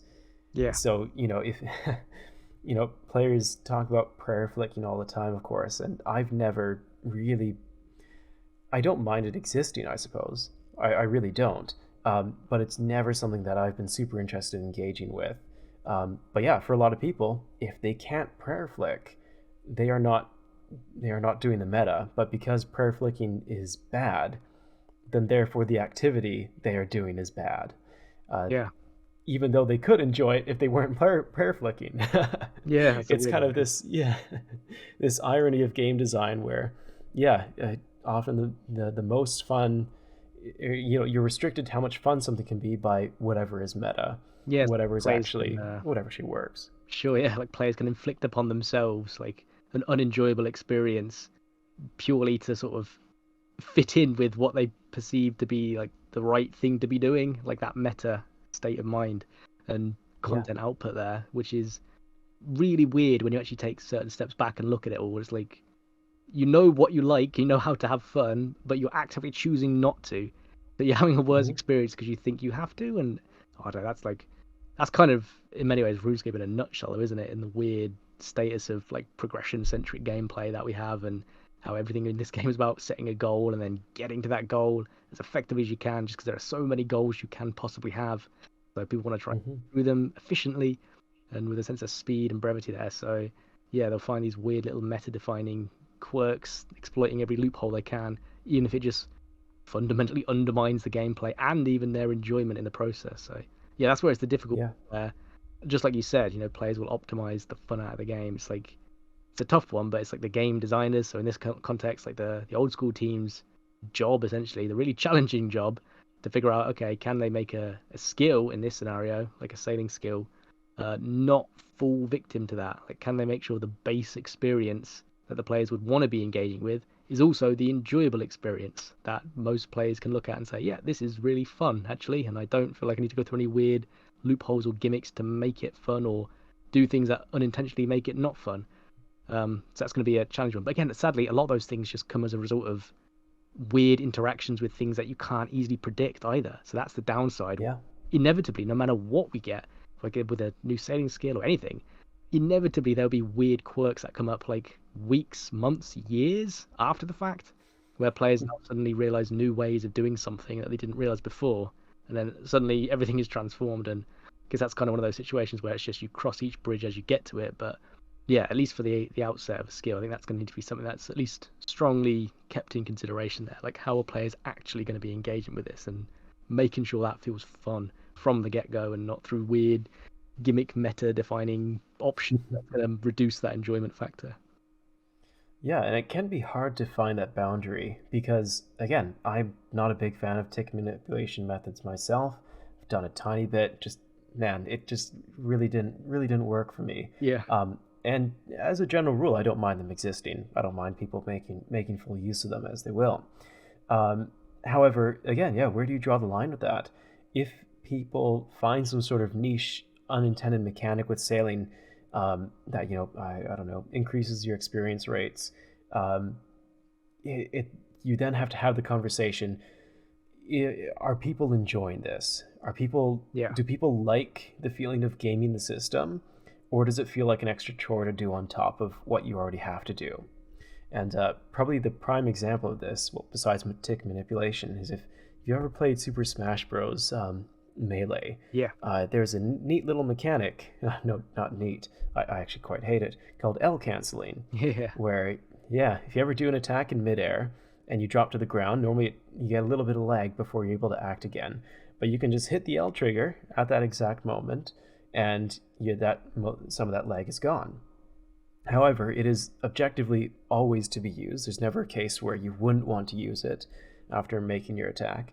And therefore, it is just this permanent button that you have to spam for a somewhat arbitrary reason every time you hit the ground. And it's the subject of a lot of controversy because, yeah, it just seems like a thoughtless thing that you have to learn to be competitive. A lot of people argue it doesn't add to the game, and a lot of other people argue, well, it adds an extra layer of skill. And objectively, I suppose it does add an extra layer of skill. So then the question becomes, I suppose, is this a skill that we prize in our competitions?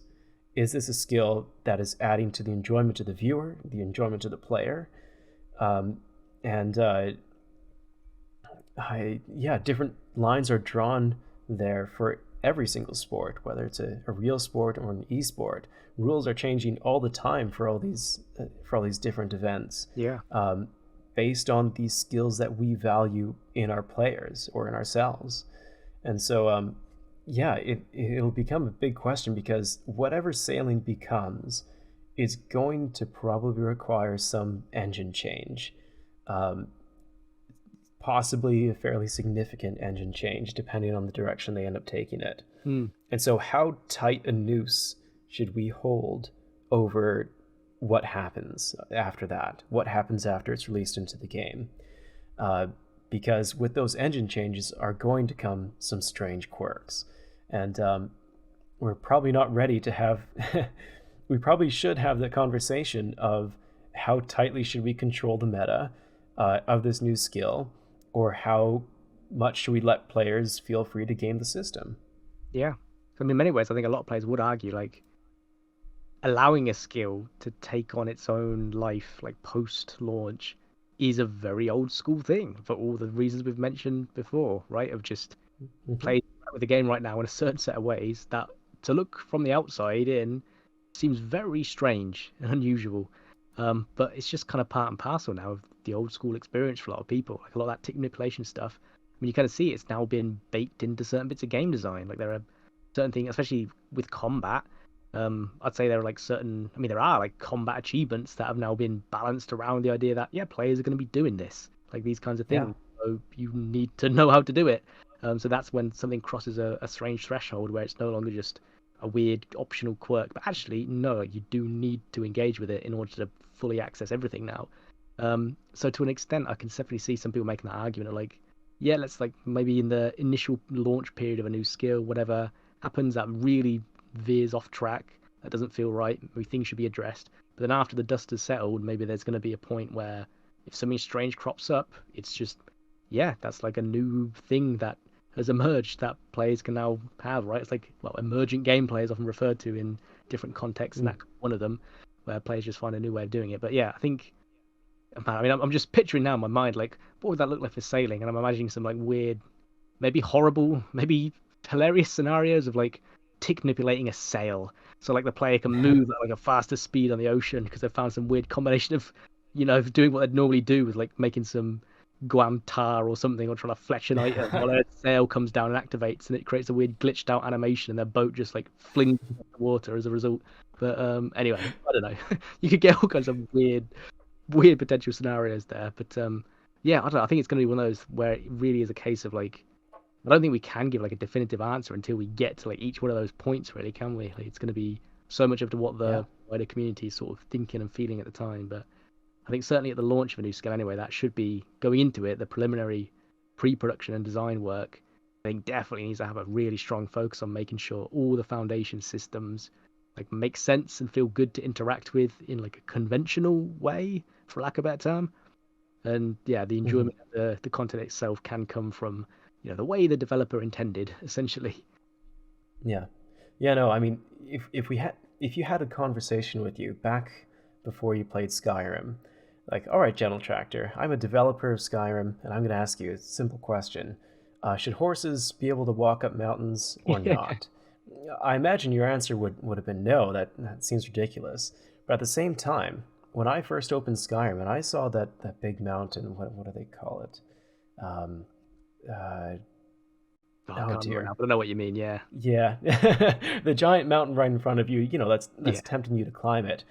You know, I spam jumped and, you know, essentially, to my mind at least, broke the game to reach the top of that mountain because I wanted to get up there. And I was super happy that I had found a way to game the system to be able to do it.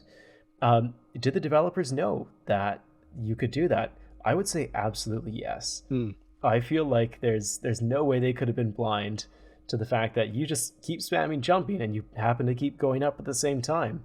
And I almost don't doubt that they're like, you know what?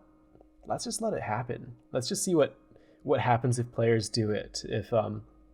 If we give them that level of freedom to feel like they're beating the system, that they're getting some sort of upper hand on the mechanics that we've created.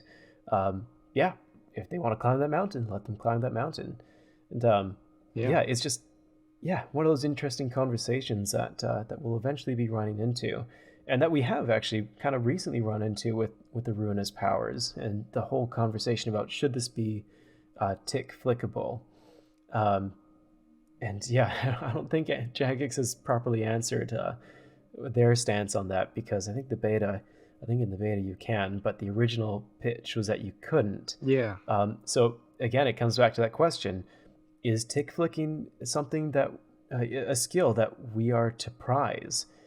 Are we to prize it in every situation? Are we to prize it in every situation involving prayers?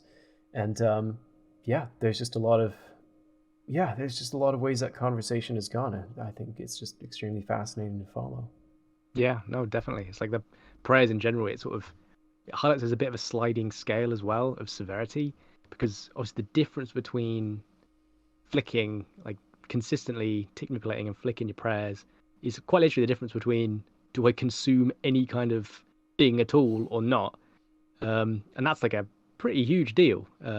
If you manage to do that, you know, consistently throughout, and not needing an entire resource system that was built into a skill that you technically had to factor in, and then suddenly that entire design portion of it is gone, versus something else where it's just, oh, you're tick manipulating this?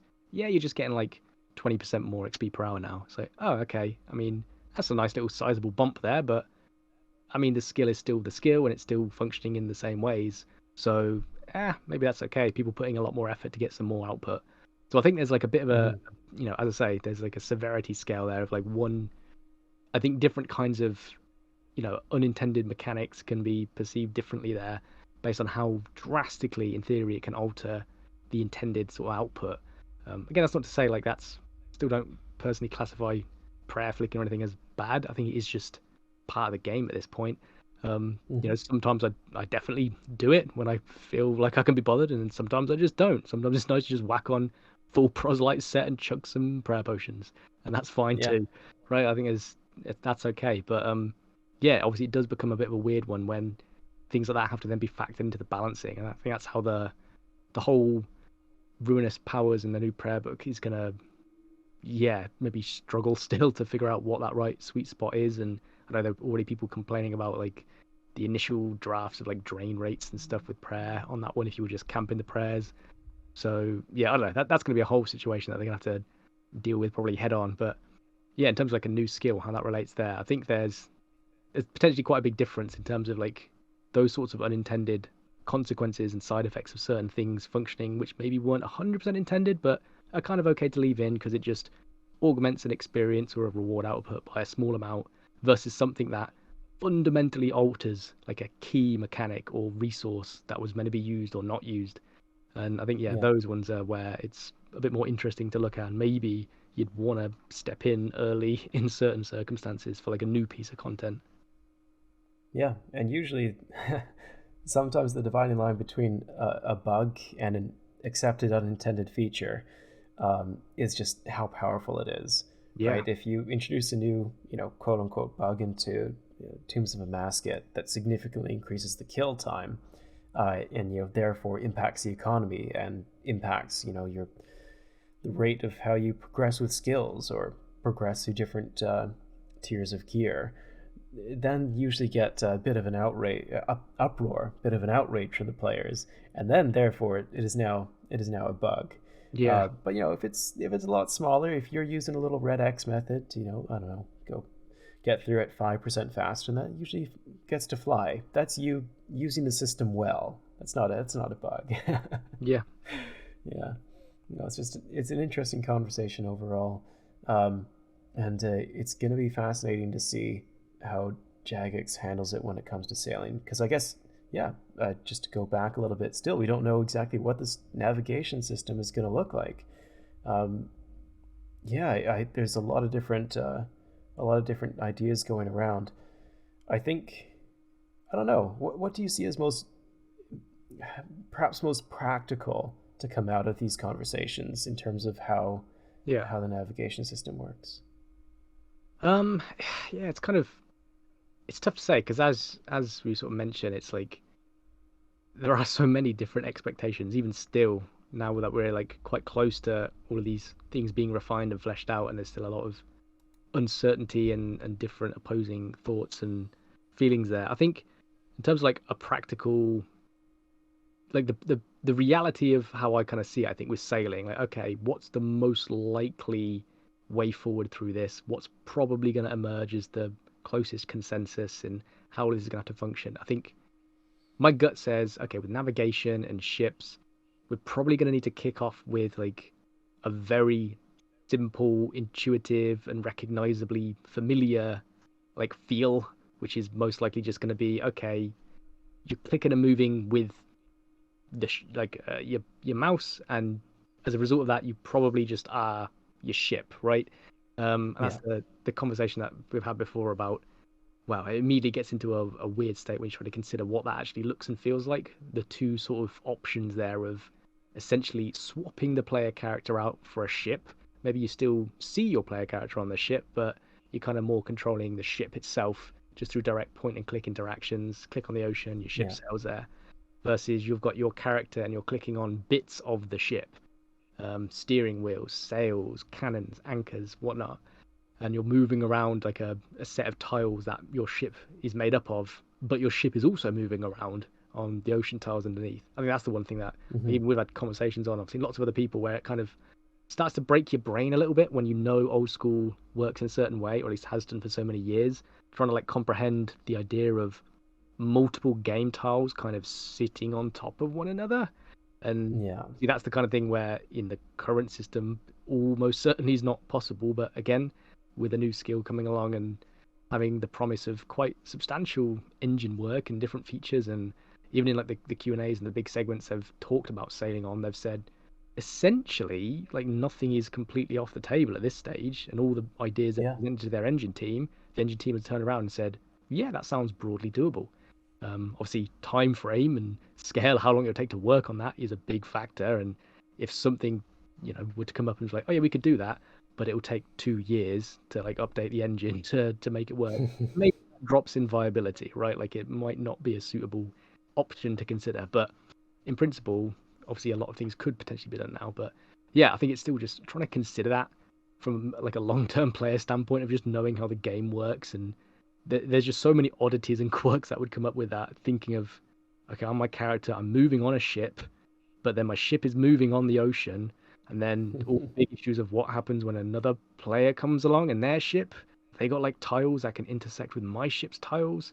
Or if not, does there have to be ship blocking? But if there's ship blocking, that means the entire skill and game could just get broken day one because a player with a few ults could just block off a huge chunk of ocean, and then boom, the skill is now Yeah. unplayable. So like blocking is kind of off the table. So that's a weird one to have to consider. But okay, maybe you still have tiles, and then what does that even look like to sort of turn at 45-degree angles, and would that look strange with how that interacts with tiles? I don't know. There are so many things there where it's a struggle to properly see how that would work. And you've also got these Yeah. standing connotations as well when it comes to you're still your player character on a ship, like running around and interacting with ship features. That basically just stem from things like fishing trawler and to a lesser extent like Bon Voyage, where both of those are just examples of you are still your player character on a big ship, but you're having to like click different things, and by and large, they're pretty universally disliked. They don't Yeah. feel great. They don't feel fun. I would say, well, especially fishing trawler, I mean, you're not really sailing at all. Like, I wouldn't say that should even be considered an example of sailing or anything of the sort, because Yeah. you're repairing a ship. Like, that's all you're doing. Like, the whole activity is Yeah. just there. So it's not actually like engaging any sort of sailing.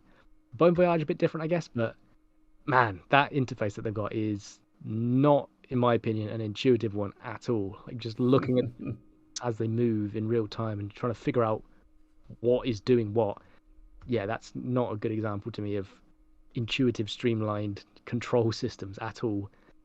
Yeah, having to like figure out and learn something before you can even begin an action that is as simple as how do I move, which is like literally one of the first things you do when you start this game, right? On Tutorial Island, you select how Yeah. you, and then you learn how to move, and you just tap. It's like, okay, that's how I move. And I think in principle, sailing probably will need to have that at its core as well. Like there's going to need to be that smooth transition of, yep, the ability to move around either in my ship or as my ship. It needs to be like smooth and streamlined and intuitive. Yeah. No, I pretty much agree on all points there. Yeah. The most likely thing I see is you being transformed into the ship with, if it's possible within the engine, to have your little character on top, sort of performing the actions as you go along. So, if you're, turning around, your character is spinning the wheel, or if you're firing a cannon, your character is, however you fire a cannon. Yeah. Um, yeah, that's definitely the thing I see as most likely to work within engine. Of course, we don't know how the engine can change. They've clearly seemed committed to doing what is necessary to get the skill right. But at the same time, even if I don't know, if you require a significant number of engine changes to pull off a new skill, there's probably a good chance it's also just going to deviate from the regular game a lot. Yeah. An uncomfortable amount even. And so, yeah, I think most likely it is going to be you transforming into a boat, maybe with character on top, point and click movement. I'd love to see a point and click movement with like a modified formula that tries to represent sort of the weight of your boat. You can't just do an immediate 180. I think that it would add an interesting new layer. And then you could also talk about directions and have directions matter a little more. So maybe this is a little too far, but maybe your cannons only fire out the sides. Or maybe if another ship in a PvP zone runs into your side, you take damage that way. Yeah, there's just a lot of interesting interactions, I feel like, that you could play a lot with it. You could have a lot of fun with that. No, definitely. Yeah, I suppose another interesting thing to talk about as well, closely related to that, is it's probably going to be easier to create a core gameplay loop that way. That's something that we've now talked about at length, but is always the topic of conversation. Is how are you getting that first experience drop? How are you training the skill at a very basic level, completely stripped down? And if you are a character walking around on your ship, I think it's pretty reasonable to say you would get experience by clicking on the wheel or clicking on the sails. However, if you are turned into your ship, then this completely changes how you interact with the world. Your little core gameplay loop has to look different. And I think there's a couple different directions you could take that, but that's something that you'll have to nail down, I would say, almost after you figure out the navigation mechanics.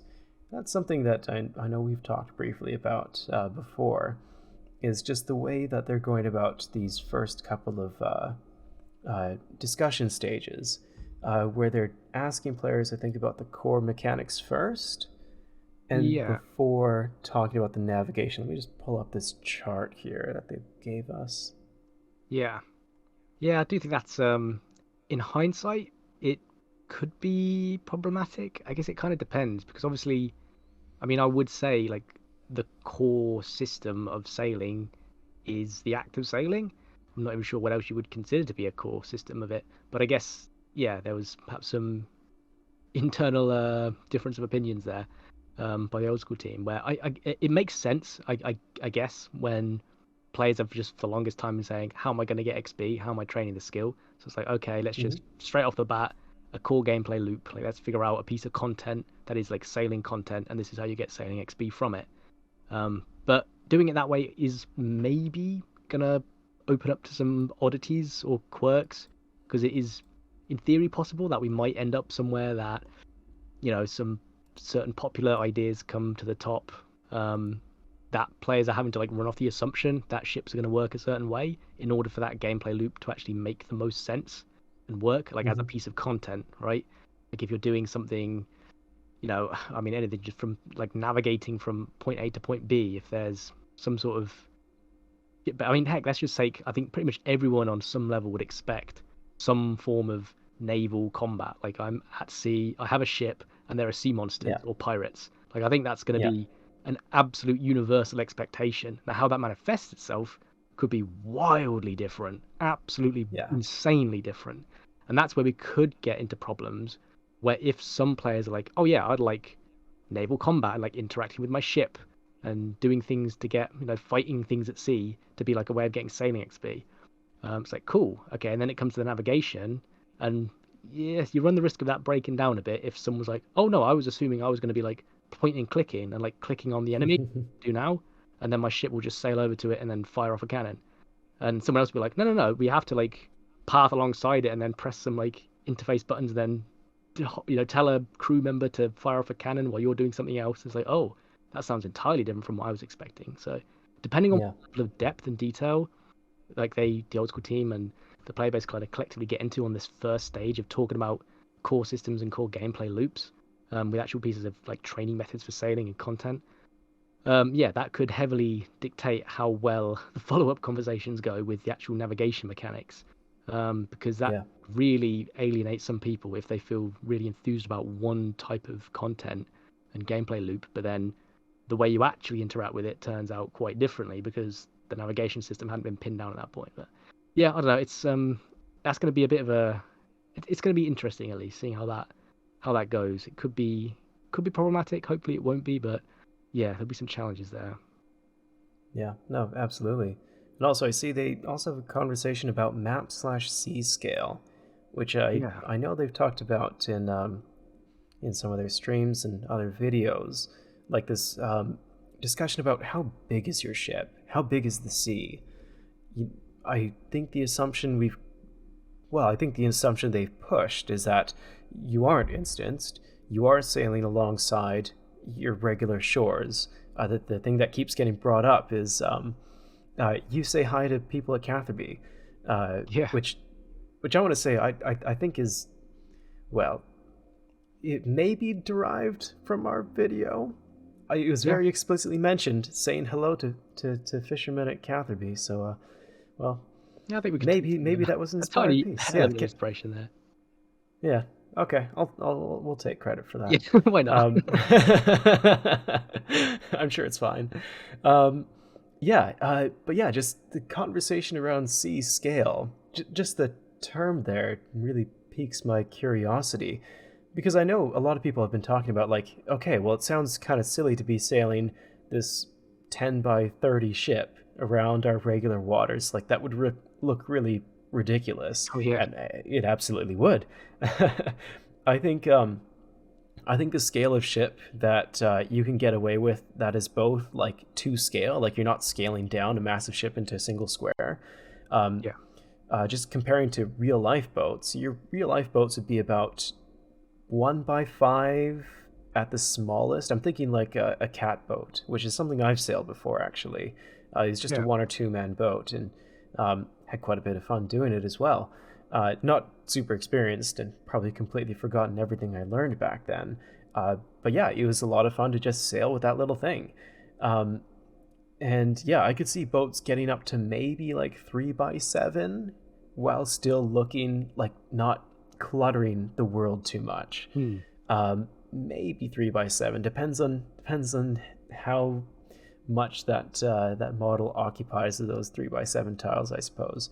Um, I could see that working, but there is also a very, very strong fantasy behind the you are part of a 100-man crew going on this massive voyage. Your ship Oh has yeah. 7 layers, and there's 300 cannons that you have to command the cannoneers to blast the opposing ship. And I do wonder if we'll run into a little bit of a problem with this little bit of divide between we can't have that experience Hmm. on our current waters. However, a lot of people are expecting that. Yeah, I'm just picturing now players who wanting to like rock up to again Catherby and the Fishers, but they're in like a giant cruise liner.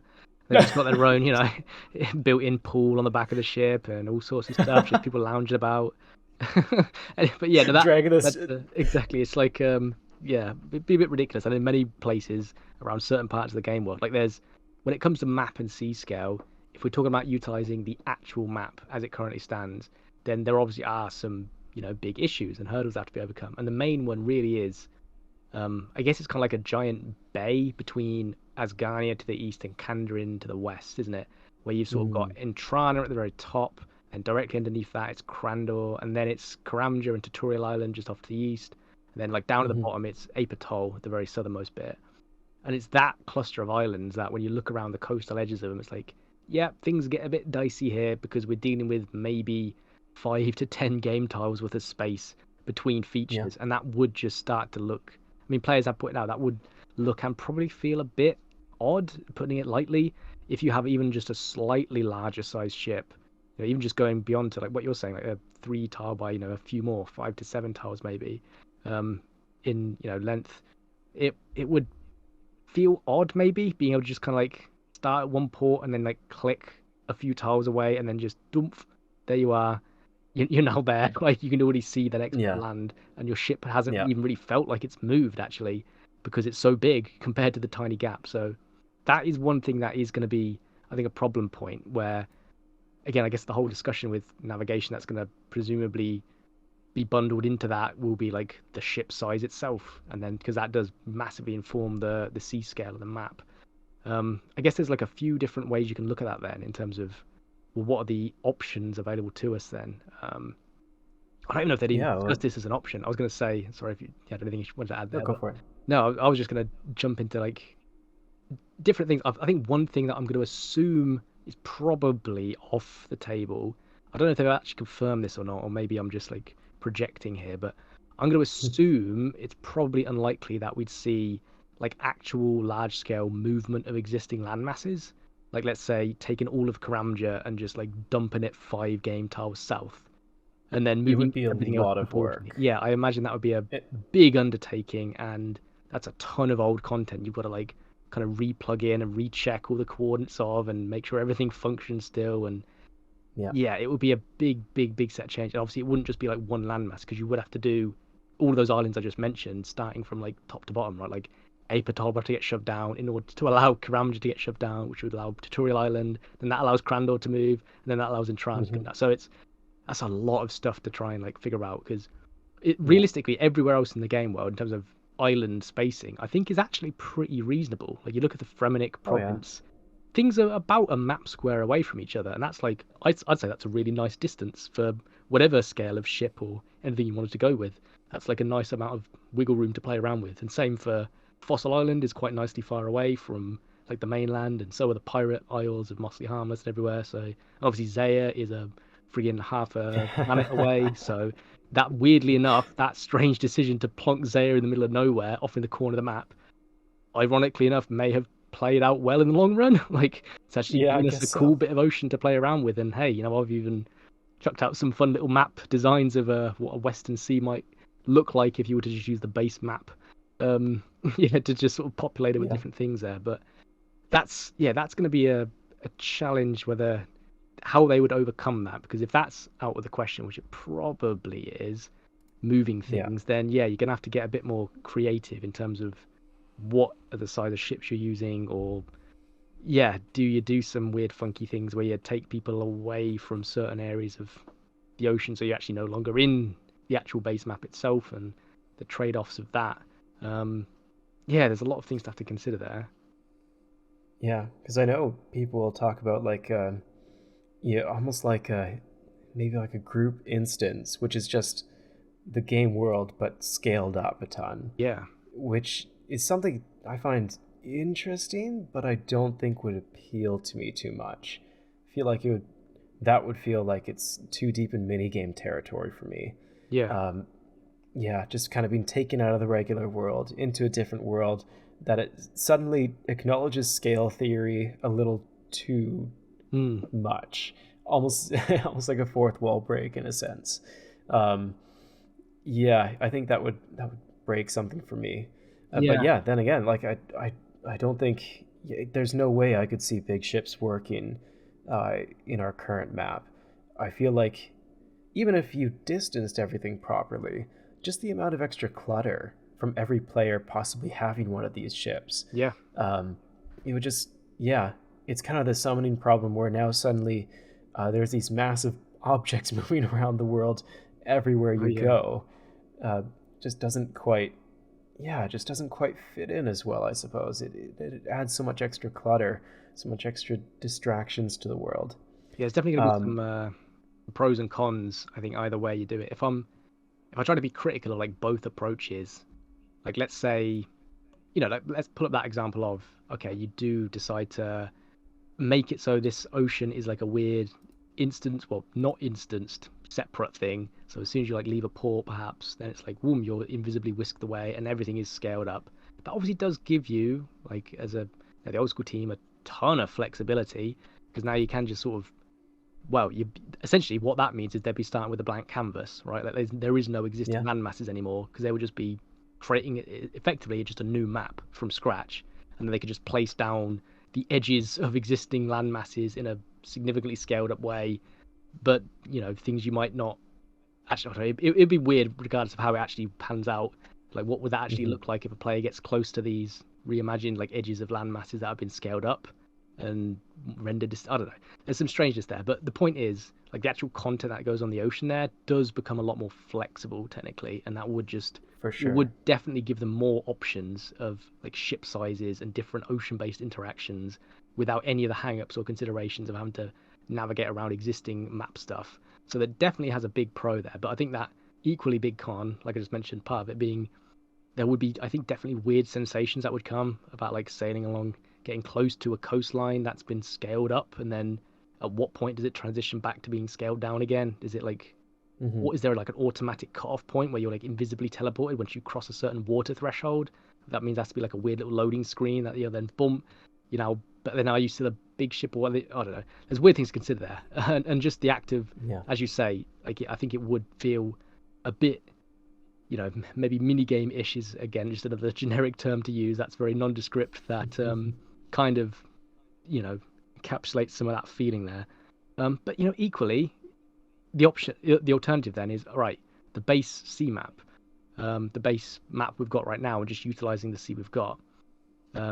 I do think there is something about that that's just, it's very compelling, just from a, like I said, like I got quite excited at that prospect and wanted to have a little, bit of map making spree again, because it just, there's something Yeah. nice about the idea of seeing the world map as you know it, and seeing all this area that you can't currently access, and then being able to access it, right? Like, it's the same conversation that comes up every single time players have pointed out, hey, one of the black boxes at the edge of this area are going to be filled in. When are you going to finish the desert? When are you going to finish Mauritania? When are you going to finish whatever, right? It's the same principle at the end of the day, where players are effectively just excited about the prospect of, what lies in that unknown content area, and having a chance to see the world map and then see a bunch of new stuff in it, and it's all one seamless map still. I think that alone is very, very compelling. But again, it does come with certain challenges too. Already the ones we've mentioned about how do you deal with ship sizes and specific areas around that, the area between, let's just call it all around Karamja, right? Like north and south of it.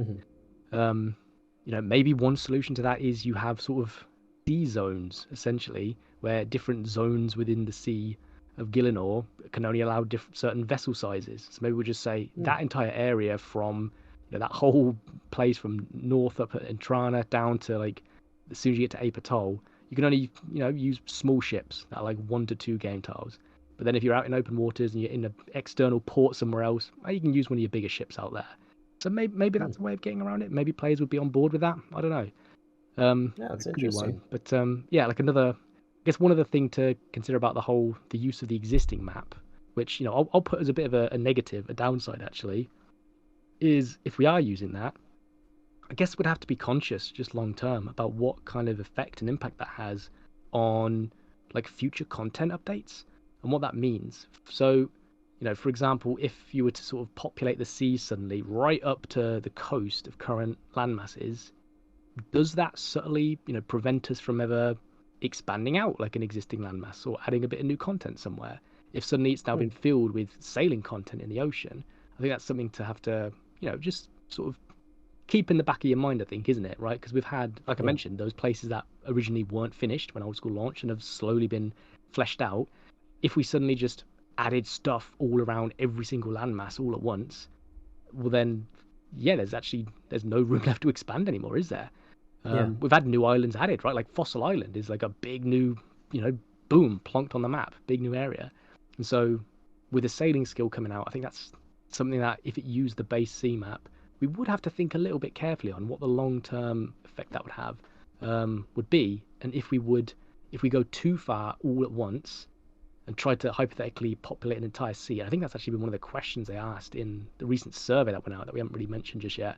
But asking players some preliminary questions about what they would expect from certain things and whether they would prefer an entire sea map to exist, but with like sparsely laid out content, or maybe concentrate on just having certain chunks of the sea accessible that are really densely packed with stuff and feel like they're really rich and filled with content. I think my gut now says maybe the latter would actually be better for that reason.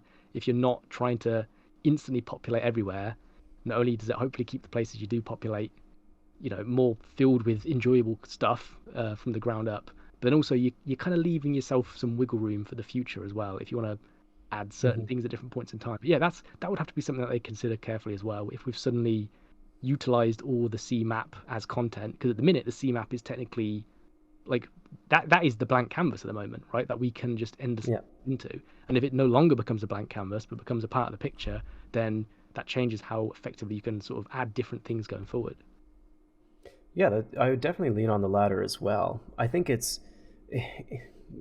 for many people don't like it, but I actually quite liked the black chunk paradigm, where if you had an area that was incomplete, it was just inaccessible.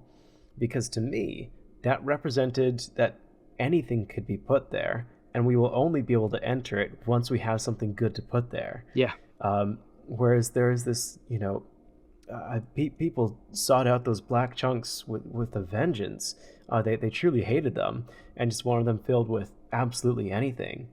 But I think that one of the biggest disadvantages of that is then now you set an identity to those places without actually filling them with anything. So yeah, sure, you can go back and fill them with more stuff in the future, but now its identity is almost set as this relatively empty place. And it's definitely the approach I would have preferred with Zaya. They released this massive landmass, which had had pretty much nothing good to it at the time, when they had enough content for maybe a couple of chunks at most. I would have much preferred if they took the paradigm that they've taken now with Varlamore, of we will only make it once we are ready to add stuff to it. Yeah, And I think so, that Zaya comparison kind of perfectly represents things, right? Like, and highlights that potential yeah, problem. But if they populated a C map with like underwhelming stuff all at once, then like you can see that becomes really difficult to then have to redo in the future if you wanted to. Like Zaya, the relatively limited number of months that they spent developing that originally has now led to multiple years and years and years worth of having to try and work around it and figure out, okay, when can we actually find the time to improve that, rework certain areas to make them filled with content and have a better intuitive gameplay experience in general. And sadly, even still now, it kind of pains me. As say, it will always be a weird spot have a weird spot in my heart as like a topic that I desperately want to see kind of in the best condition it can be. But we're still like we're so many years out from that prospect of, I think, the current Zaya being suitably finished, and I think a lot of that comes from that big problem that you sow for yourself when you release a big area like that, and then it becomes a massive like technical overhead to have to go back and then change things that are already there. So that's why Sailing definitely would want to be cognizant of that. I think at the bare minimum, and thinking about what impact that would have if we tried to inundate all of the ocean with a lot of stuff all at once. And then what does that mean for the future? What do we, where do we go from there? What if we want to add new stuff? What if we want like a new island in the Fremenic Isles or something with a follow-up Fremenic quest and we haven't left enough space? Or I don't know. It's just going to have to be factored in, I think. And hopefully during that, that time when, in the schedule, the old school team have put, map and sea scale as like a conversation point to have for a couple of weeks. So hopefully those kinds of discussions get have then. To really talk about it and see what the right solution is. As you say, I think it feels like my gut says probably keeping the scope a little bit more contained, at least to begin with, would make the most sense. Make sure we've got some good areas that play well, that add meaningful content to the game, and then you've got the exciting and alluring factor of there's plenty more ocean we can continue to expand into in the future. Yeah, I think even a way that you've even gone about it is start by naming the oceans. And then once we have names for the oceans, we lock the ones off that we aren't ready to complete, and we open the ones that we have enough content for. So I feel like the most obvious ocean would be that connected to Port Sarim. Yeah. Would be, probably your beginner starter, the first one out of the gate to feel complete. And then in the future, you can talk about having an Arctic Ocean expansion, or Fremenic Ocean expansion, or Western Sea, or Eastern Sea, or Pirate Seas. I feel like that would be a much better approach. I'm not sure which direction you would go between like, do you then just leave it open ocean that you can explore but has absolutely nothing and is very openly stated to have nothing, or do you actually do a bit of a black box paradigm where you, I don't know, retexture it to have rough ocean textures, and if you try to approach it, you're given a little dialogue box saying, those oceans look too rough, you can't go there yet. Yeah. At least the ocean, unlike the land, does feel just like you described there. It feels a little bit more intuitive, at least, to have like a thematic in-world reason as to why you can't access it just yet, right? Like one portion of it on one side, like you say, is too terrible storms. You can see some storm clouds looming over, and it's, I don't know, waves push you back, or on another side of the ocean there's some big currents or something. Maybe even do some like physical blocking, right? Maybe you can't get up north because there's like a huge series of icebergs that have floated down, and then one day in the future they might just melt, and then we can get through them, right? Like there's a lot of different fun thematic ways. I think you could block off stuff with a sailing skill and still have the map feel like complete-ish, if that makes sense, without having big black boxes that seem to really piss some players off. Yeah, that's actually an interesting... I'm really warming up to the idea the more I think about it, that you mentioned of having different boats for different waters. I'm just kind of thinking, well, one thing I did want to preserve, if possible, well, definitely possible, is our comfortable current ocean texture. I know it might be controversial to talk about it in terms of liking it, but it is something that I feel relatively strongly about, that like this, a big part of old school for me is maintaining this texture sense that I feel isn't as prevalent these days in a lot of modern designs. And so maybe that is your shallow water, Mm. and therefore it's around your major land masses, and only in shallow water can you have a little catboat, a little, I don't know, 1x5 sailboat, because it's too shallow for your bigger boats. And then once you start to step away from that, you start to get different textured water, and this is your deeper-ish water.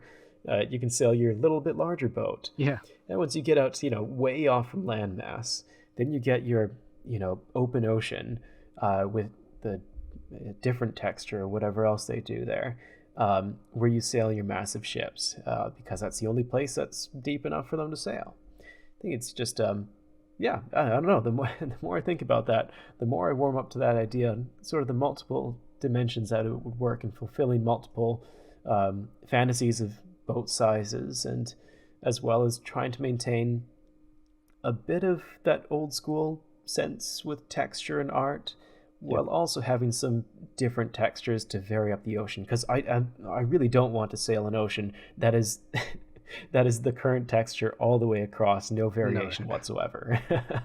No, I'm in agreement there. I think in principle it would be nice to be able to stand on any current coastline and still see essentially the current ocean, right? Like that's like, so if you, I mean, that's one of the points I have seen a lot of players, well, again, fall on either side of the fence of. Like, there's some people who are like, they actually opted to pick something like sailing as their favorite over both shamanism and taming, just because it was, just by definition restricted to its own area, and thus it didn't have anywhere near as much potential to disrupt the mainland and the main content experience, right? Because it can't, right? Unless you've got some weird flying ships and we do a weird hot air balloon expansion as part of balloon sailing. I don't know. That'd be odd. Maybe best not to.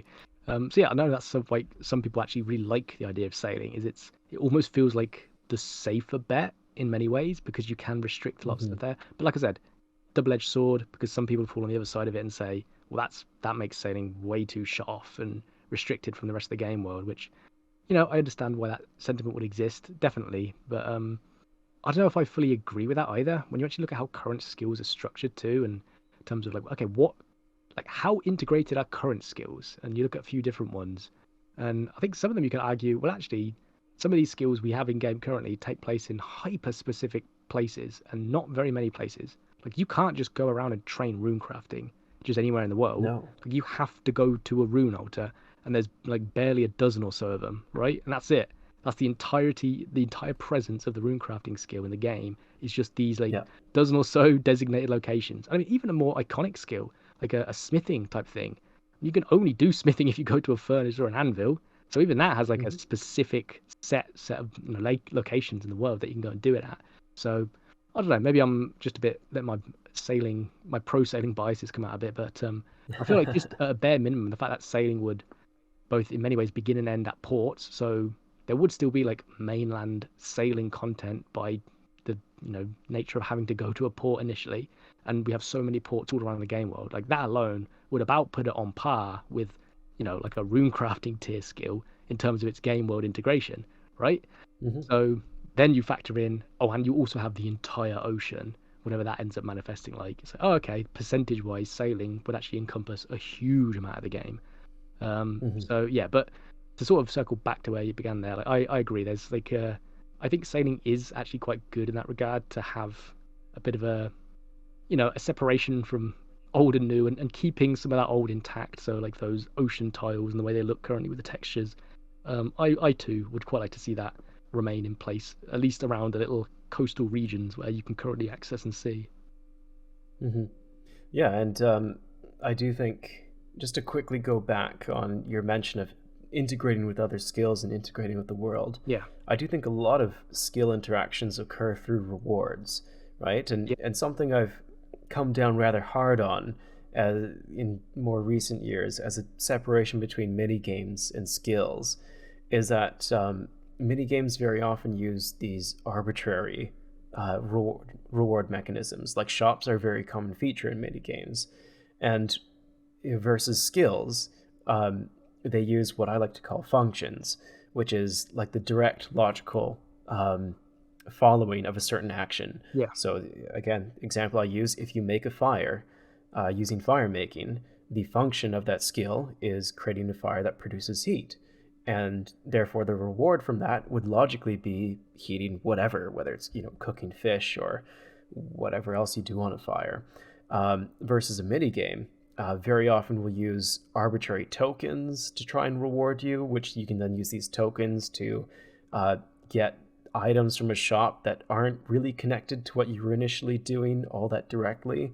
Like if you think the Barbarian Assault reward system, you get these points, and then you can spend these points from, I don't know, you would have been killing monsters or defending or collecting eggs or healing other players, and your reward is a fighter torso.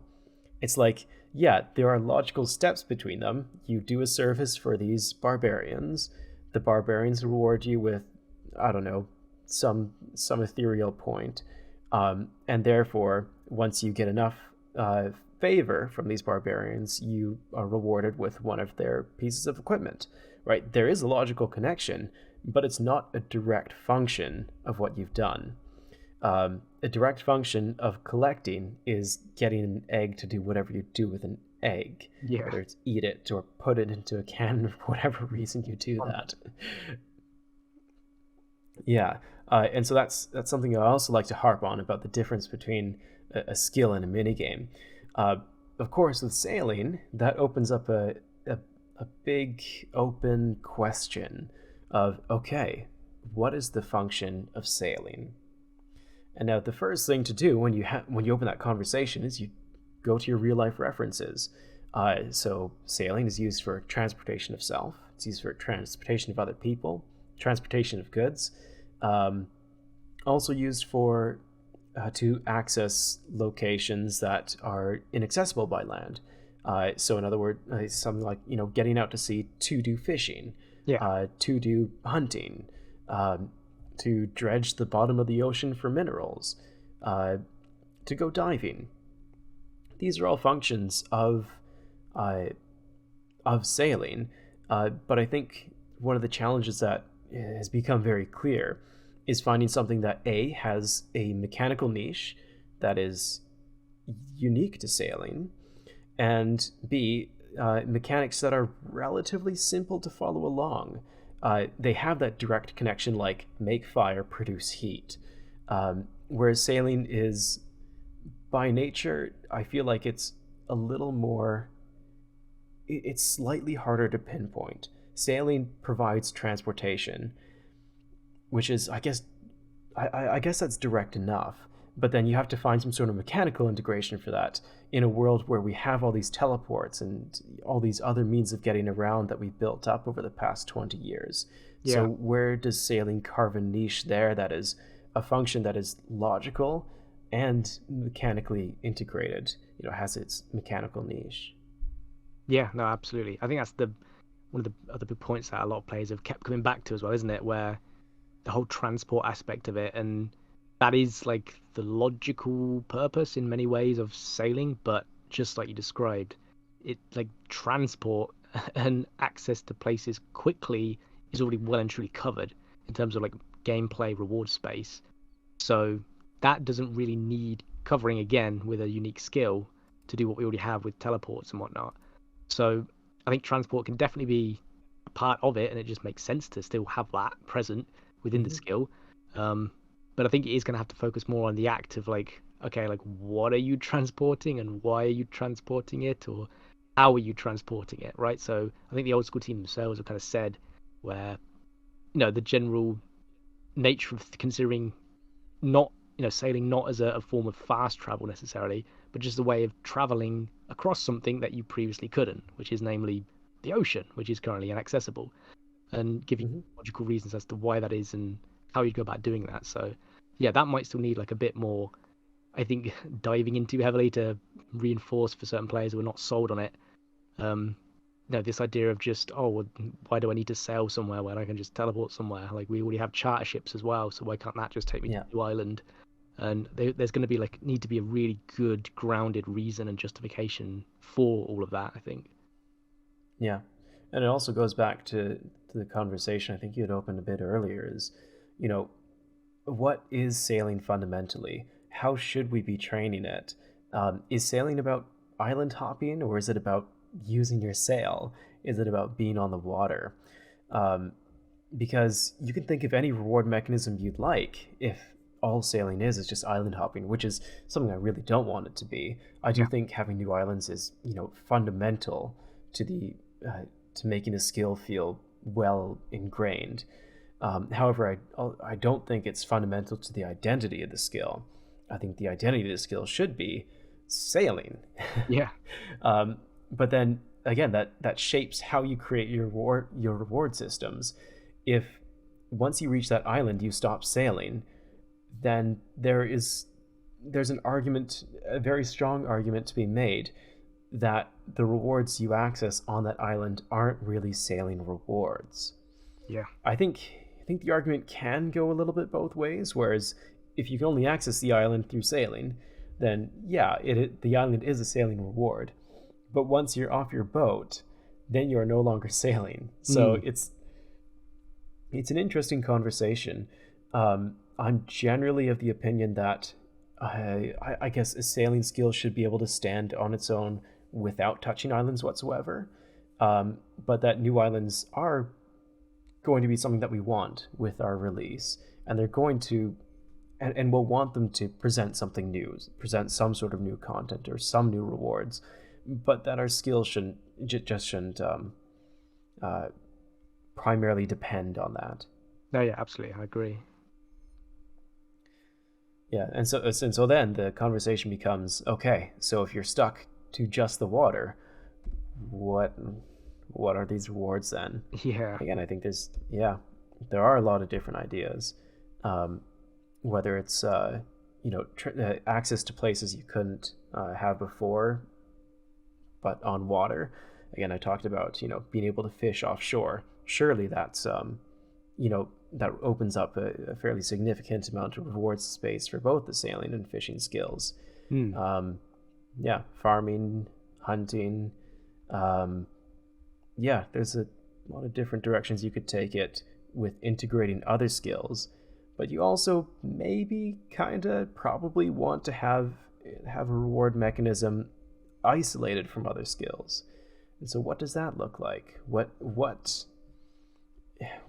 does sailing give that isn't attached to other skills? Yeah, absolutely. Like, that's obviously something we've chatted about much to a great extent at different times, and I think that is, again, it's another potential deal breaker for players, like you just described there. Like, sure, it makes sense, go out and farm some coral, catch some fish, do different things while you're out of the ocean that you can only do at the ocean. But fundamentally, like, the act of catching fish is like fishing skill interaction.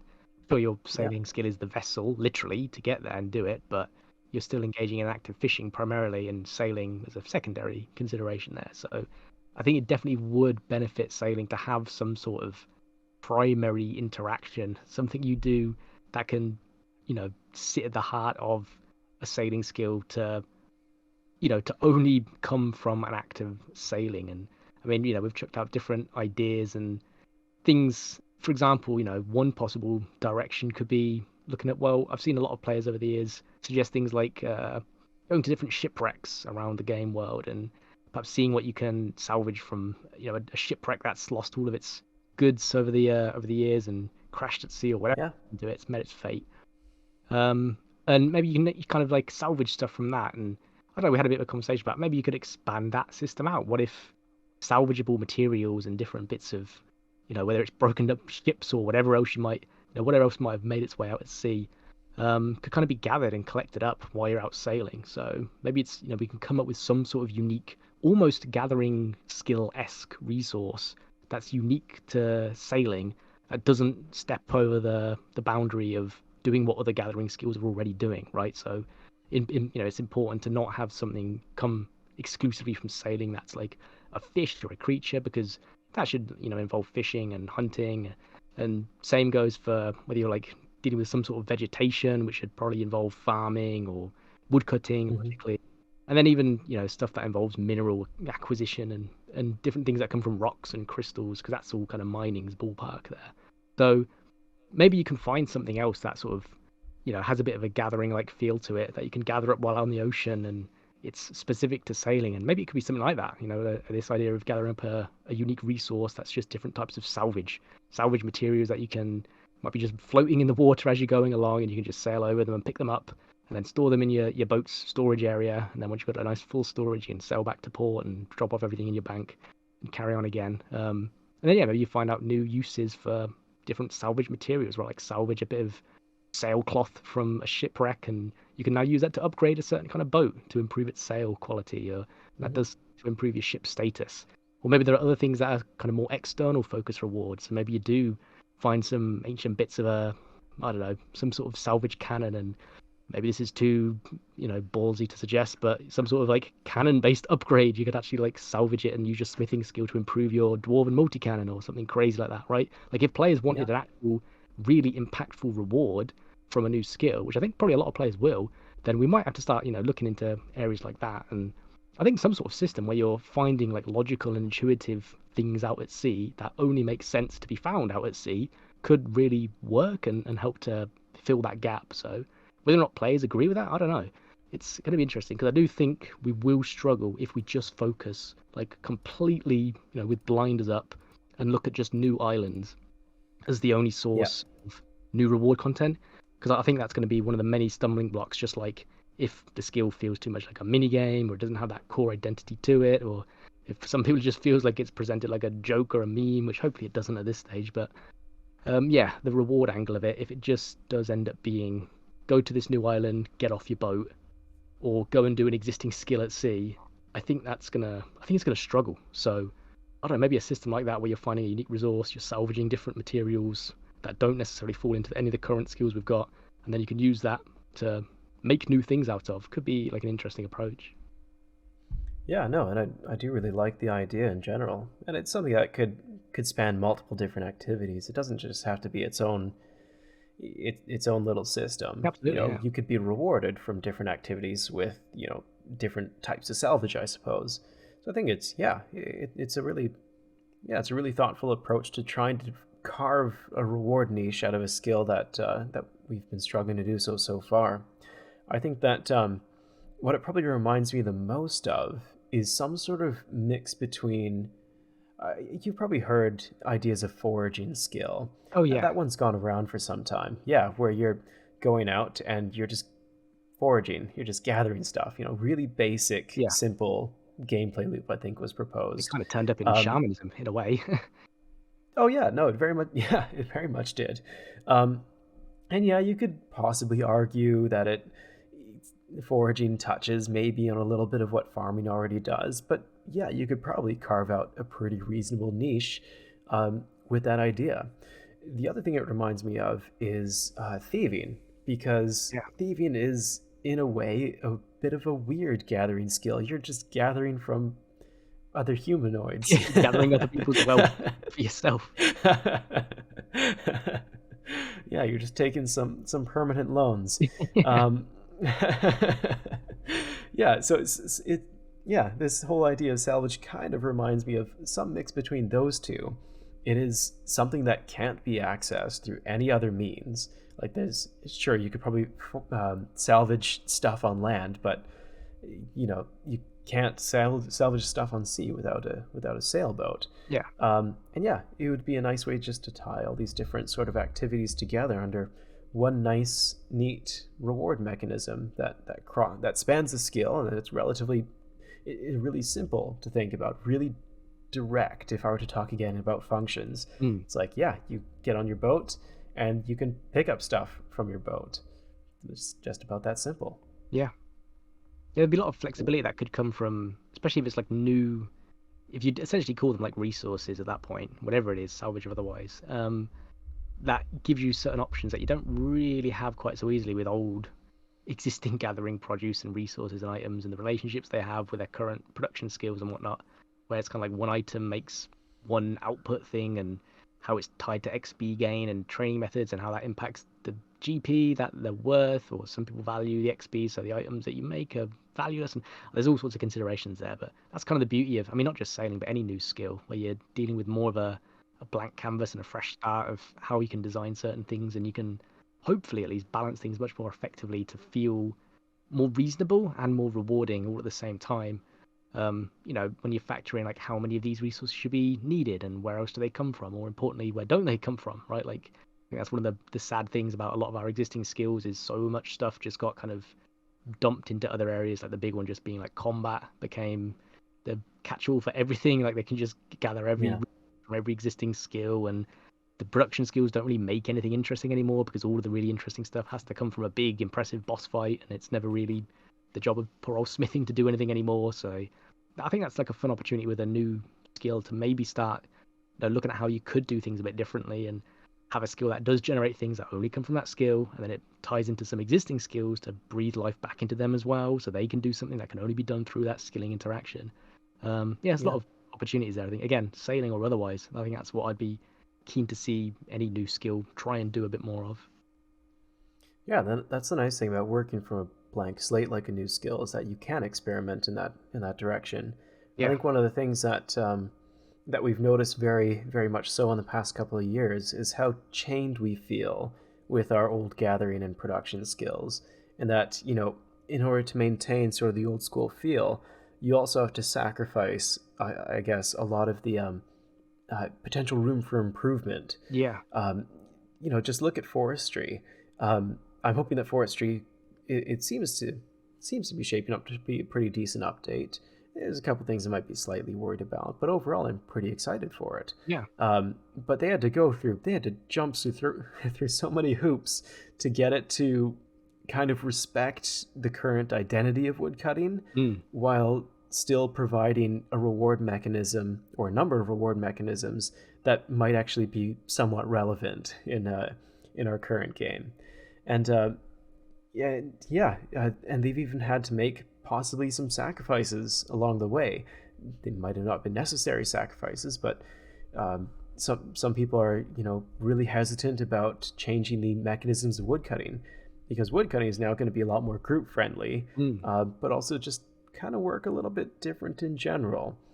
And that's sort of breaching that boundary between this classic design style that's stuck around for so many years, but also trying to make it more functional in a modern setting, where tree competition is not really it's not really a thing. It's kind of like back in the day when you used to mine iron, and then the next guy who comes by with a higher mining level and a higher pickaxe would outmine you. And that in itself was a bit of a balancing feature of the game. There was this throttle of resources that would therefore maintain the decent price of those resources. But that's no longer so relevant when we're in an environment where a lot of people who skill have extremely high levels, and where competition is more just a 50-50. And if there's competition at all, because you can just jump to another of the 100 worlds where there's 100 new locations for that resource, and there's not really any relevance to competition. So again, it's just trying to find a nice line between the classic and modern design philosophies that you wouldn't have to deal with at all with the sailing skill. Or we could even take an approach that tries to bolster other skills through our sailing skill without interrupting a lot of those classic paradigms. Yeah, no, definitely. Yeah, anyways, unless you had anything else, I think we've been going for quite some time.